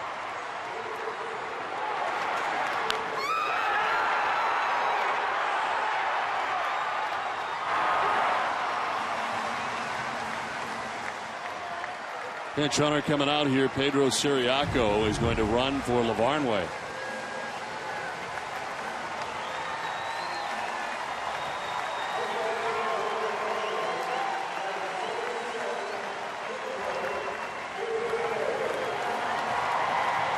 Now it is up to Will Middlebrooks to get it done here in the 9th.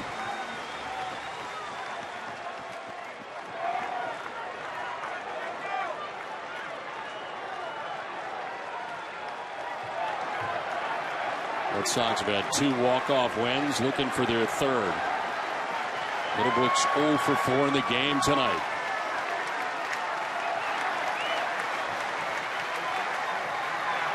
Middlebrooks fouls it off. Starts Middlebrooks off with about the same pitch he started LaVarnway off with. That sinking fastball down and in.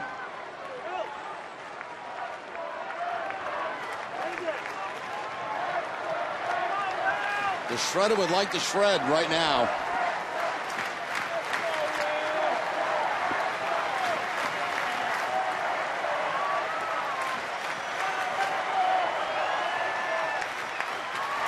Middlebrooks will foul it off to the right, and it's 0-2.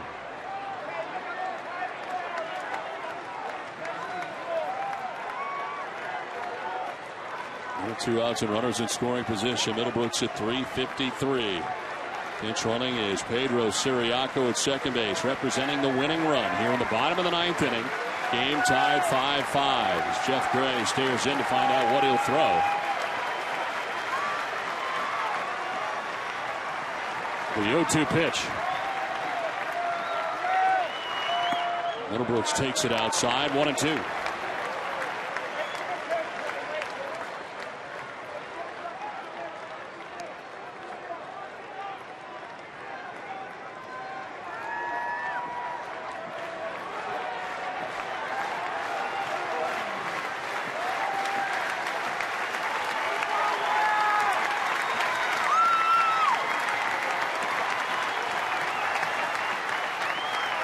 The 1-2 pitch. Middlebrooks grounds another one foul. This one off himself.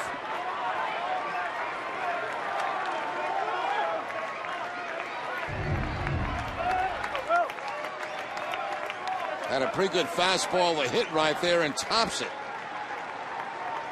Right off the top of his foot.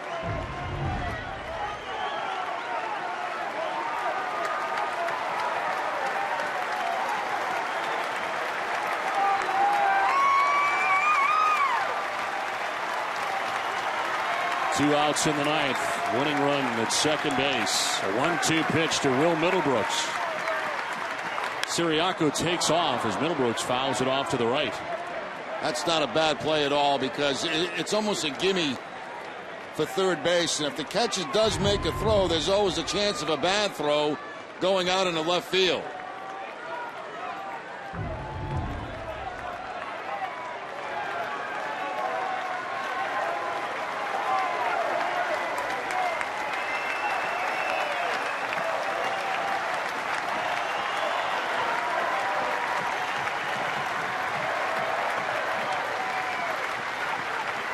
Siriaco taken off again as Middlebrooks fouls it off down the third base line.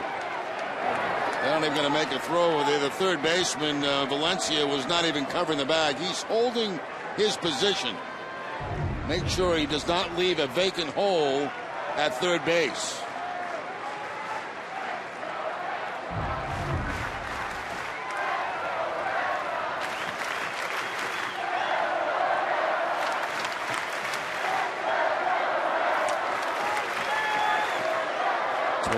Hits between the two teams tonight. Game deadlocked at 5-5 at the moment here in the ninth. Potential winning run at second base, and Pedro Siriaco with 2 outs in the ninth inning, and Middlebrooks down in the count 1-2.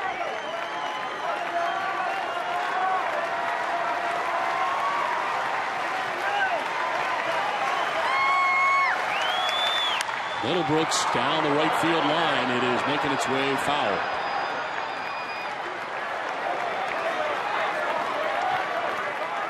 Eighth pitch of the at-bat coming up for Middlebrooks.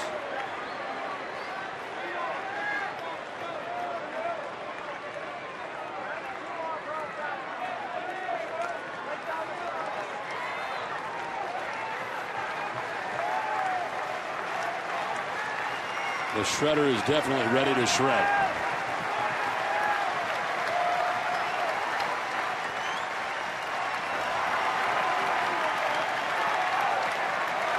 Middlebrooks grounds one. Valencia's got it at third. He'll fire to first for the out, which sends us to bonus baseball from Fenway Park with the game tied 5-5.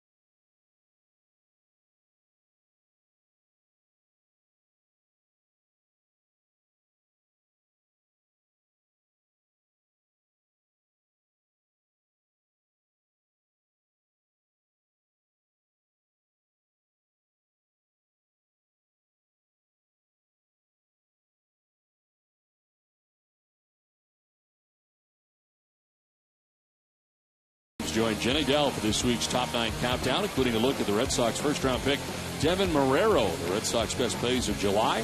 This week in Fenway history and more. Catch the countdown Sunday at noon on the Ultimate Red Sox Show, presented by Cumberland Farms.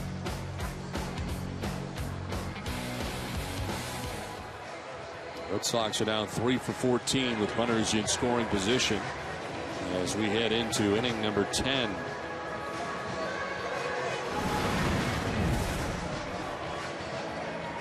Darren Mastriani to lead it off here for the Twins.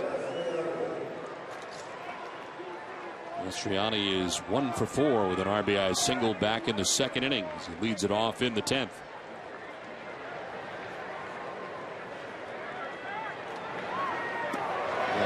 Slow curveball in there for strike. And Mastriani was thinking about putting that shoulder into that curveball till it broke out over the plate. Watch that front shoulder come in.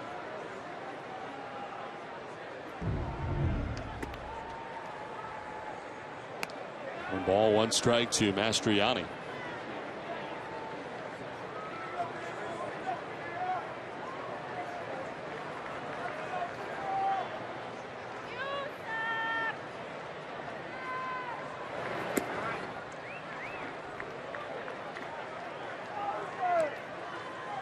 Seventh extra inning game for the Twins. It is the 8th extra inning game for the Red Sox this season.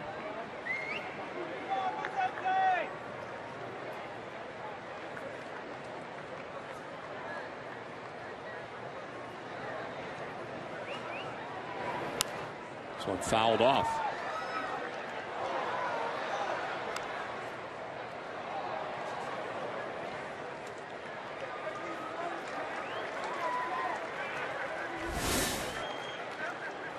Brian Dozier waiting on deck. Mastriani leads it off here in the 10th inning.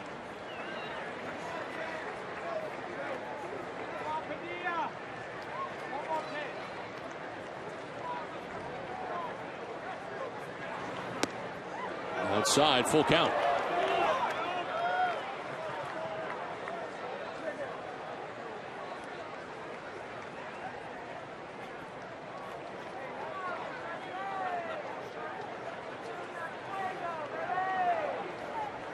Neither team has scored since the 5th inning as we play here in the 10th. And a foul ball, still 3-2. McGee came into the game to get the final out of the 9th inning, back out there for the 10th. And we talked about the work of both bullpens in this game. It's been outstanding. Red Sox have used Tazawa, Breslow, Melanson, Miller, and Al Padilla.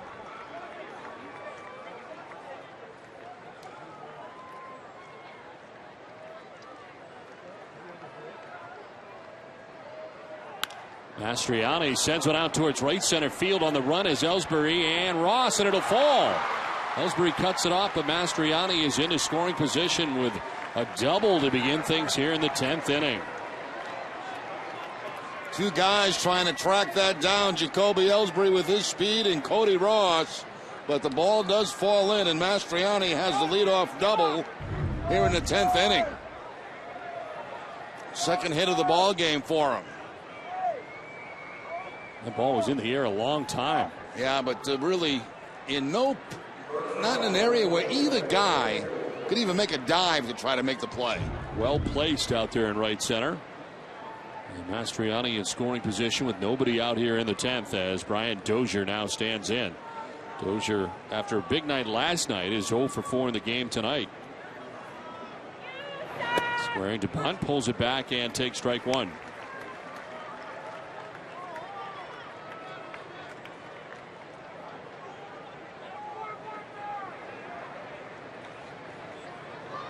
Four sacrifices this season for Dozier.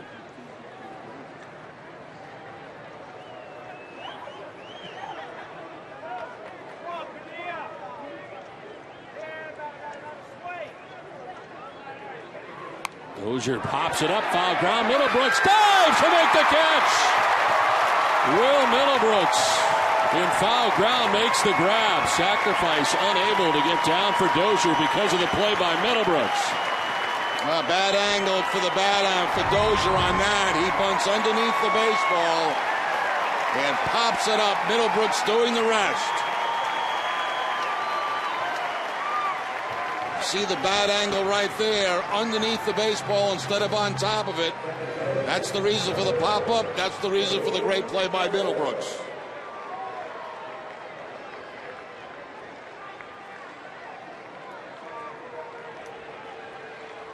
So Mastriani at second base with 1 out now. Jamie Carroll, the batter. 3-hit night with a walk. He's been on base 4 times from the number 9 spot as he takes strike 1.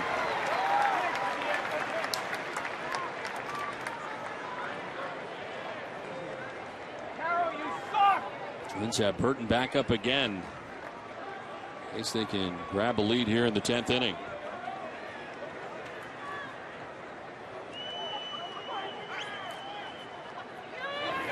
Carroll lines one into right center field. It gets down for a hit. Mastriani will be sent around. The throw from Pedroia is going to be up the line, and the Twins take the lead. Ball got away briefly. No further advance for Carroll, but what a night for Jamie Carroll. His 4th hit, 5th time that he has been on base, and he drives in the go-ahead run in the top half of the 10th.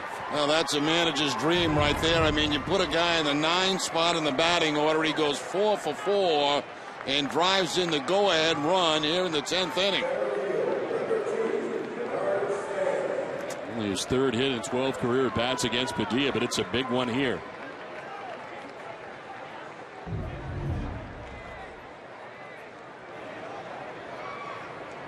And the Twins grab a 6-5 lead. Jamie Carroll gains his lead at first.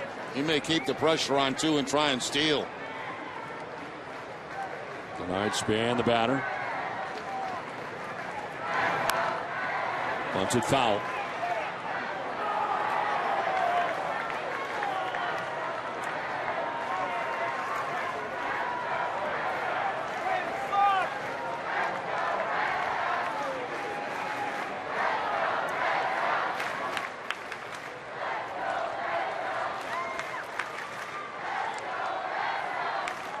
Bernard Span came in with an 11-game hitting streak and does not have a hit tonight. He is 0 for 5 in the game.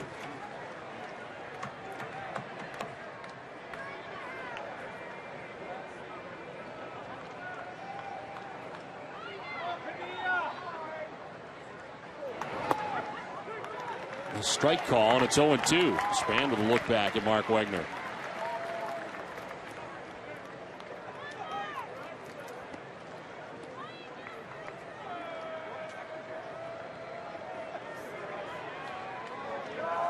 Red Sox in the bottom of the 10th inning. Crawford, Shopik, and Aviles are anticipated.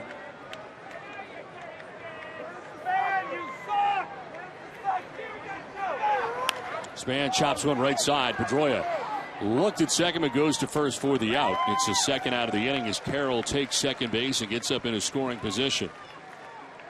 That's really the only play Dustin had on that. If he spins and throws to second base, probably not going to get the lead runner. Takes the sure out at first base.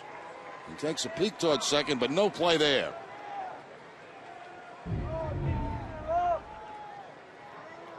Well, this game coming up on 4 hours. As 2 outs here in the 10th inning brings us to Ben Revere.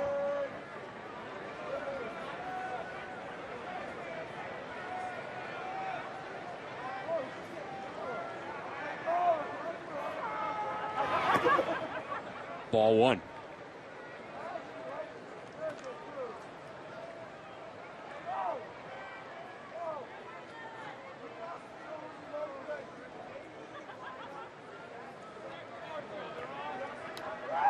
Jamie Carroll in scoring position at second as the Twins try to obtain some insurance.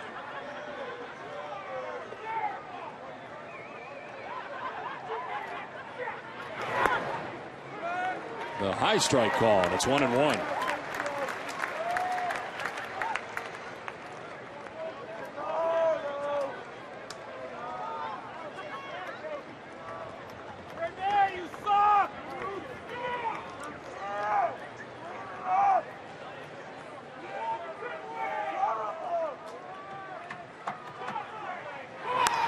Revere slices it foul back into the grandstand. Aerial coverage brought to you by DirecTV. If you call yourself a sports fan, you got to get DirecTV. Call 1-800-DirecTV.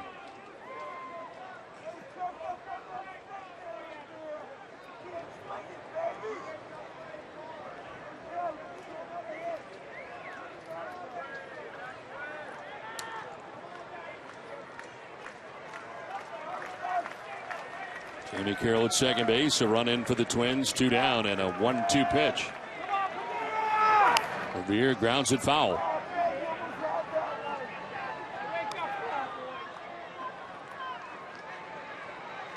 "21 pitches now for Padilla since coming into the game.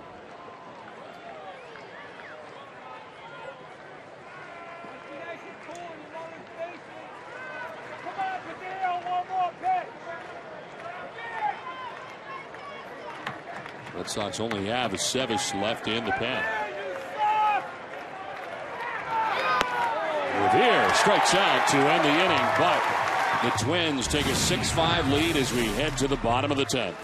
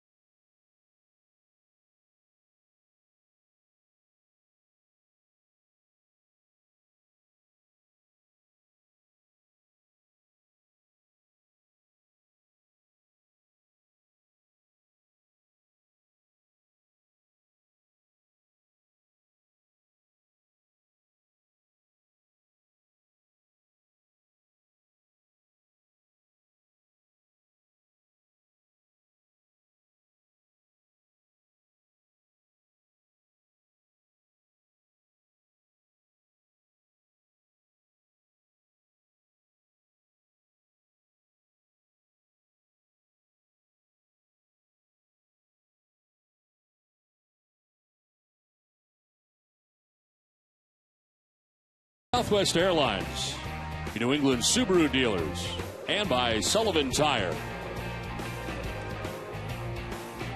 Now the Red Sox trailing 6-5 in the game as we move along to the bottom of the 10th inning. And as anticipated, Jared Burton comes into the game for the Twins. 44th appearance, 1-0 with a 2.36 earned run average in 42 innings. 36 strikeouts and 10 walks, and opponents hitting at 200 against Burton.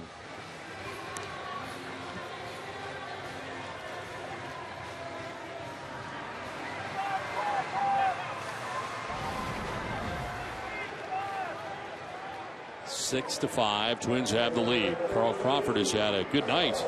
Hit a 3-run home run back in the third, part of a 3-hit night. Home run, his third of the season. It's a triple shy of the cycle. Certainly obtainable for a guy with Carl Crawford's kind of speed.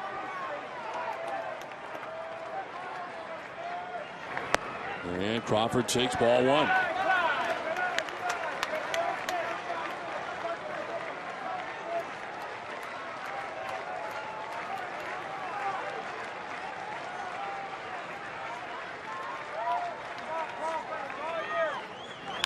Crawford fouls it off at the dish, and the count evens at 1-1.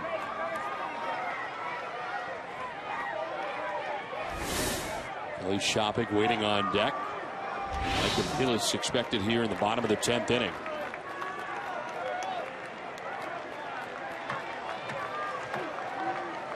Burton with 3 saves for the Minnesota Twins. Crawford fouls it off and is down 1-2.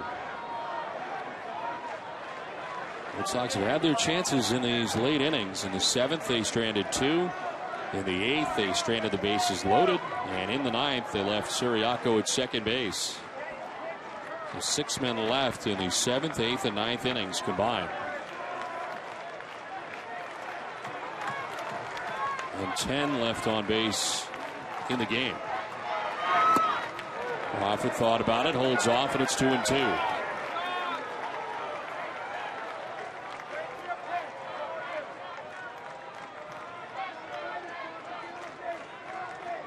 First time Crawford has faced Burton in his career.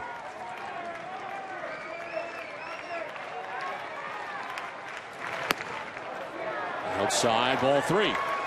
Change up that time. That didn't miss by very much on that outside part of the plate.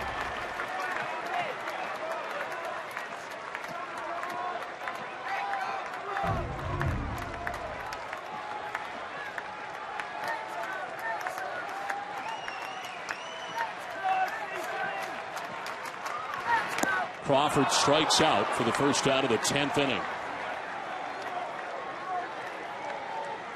Right back to the off-speed pitch to pick up the strikeout. The last one was away. This one was out over the plate and really dipped right at the end for the strikeout against Crawford.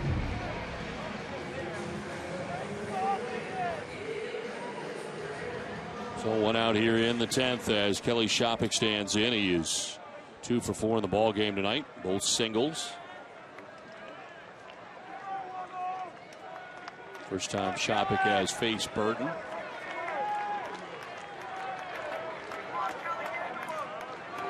Shopik with a swing and a miss.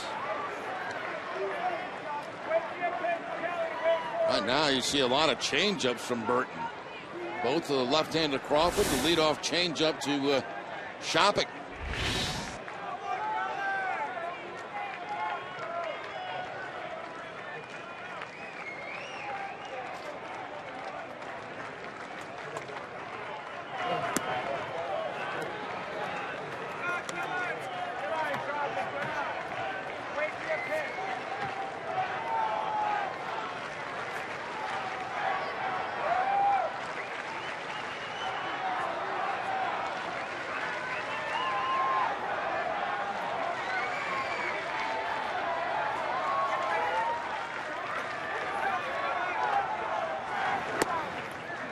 Strike 2.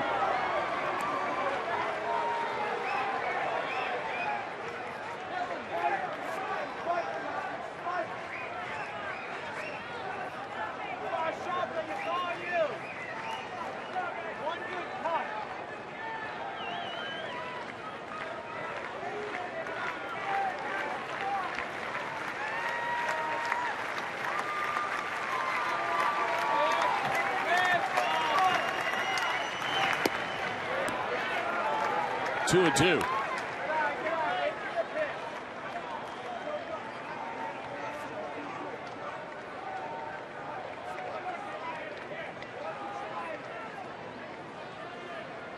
Lots of frustration tonight for the Red Sox, who are out tonight.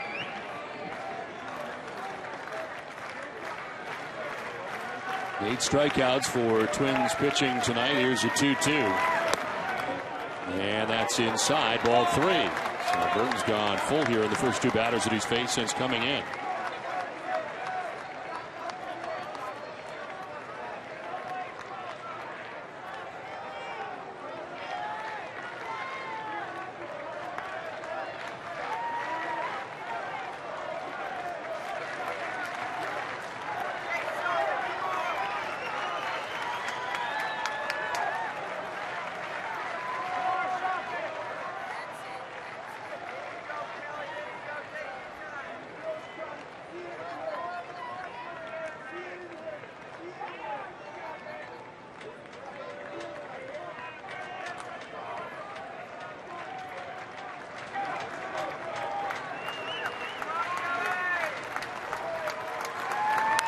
Fouled off. Shopik stays alive.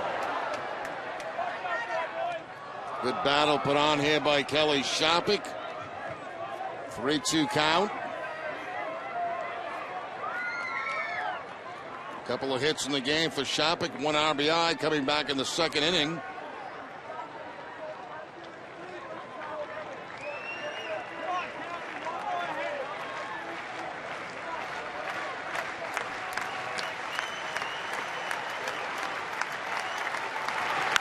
Shopik hits it high in the air to deep center field. Back goes Span towards the triangle to make the catch for the second out. Shopik gives it a ride, but to the deepest part of the ballpark. 2 down. It's time now for the performer of the game. Nothing compares to Jamie Carroll tonight. A big night for Carroll. 4 hits and this big RBI in the 10th inning that scores Darren Mastriani with double to begin the inning. And the Twins take a 6-5 lead at the top of the 10th. And nothing compares to Papagino's. Buy any large pizza and get up to 3 extra large cheese pizzas for just $8 each. 2 outs in the 10th inning for Mike Aviles. Been on base 3 times tonight, 2 singles and a walk, as he takes strike 1.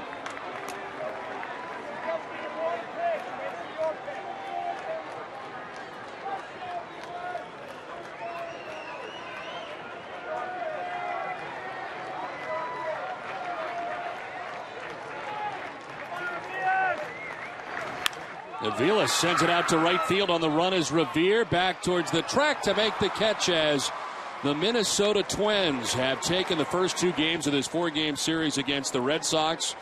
Jerry, tonight, extremely frustrating for the Red Sox. They had a 5-1 lead and could not put the Twins away. Well, that's the best way to describe it, Don. You know, you have a lead early in the ball game, and then Dubron could not hold on to that lead. He got frustrated with a lot of calls from the umpire, a lot of pitches up in the zone. He allowed the Twins to come back in the ball game, and what a night for Jamie Carroll. Their number 9 hitter in the lineup had a great night, the game-winning base hit, and you said it, a frustrating loss for the Red Sox in this one. So in 10 innings, the Twins win it 6-5. For Jerry Remy, I'm Don Orsillo saying goodnight from Fenway Park. Join us again tomorrow night for Game 3 of the series with the Twins. A pitching matchup be Clay Buchholz and Cole DeVries. Our live coverage begins at 6 from Yawkey Way. It's been a presentation of NESN, New England's most watched sports network. It's time now for WB Mason's Extra Innings Live. Here's Tom Caron.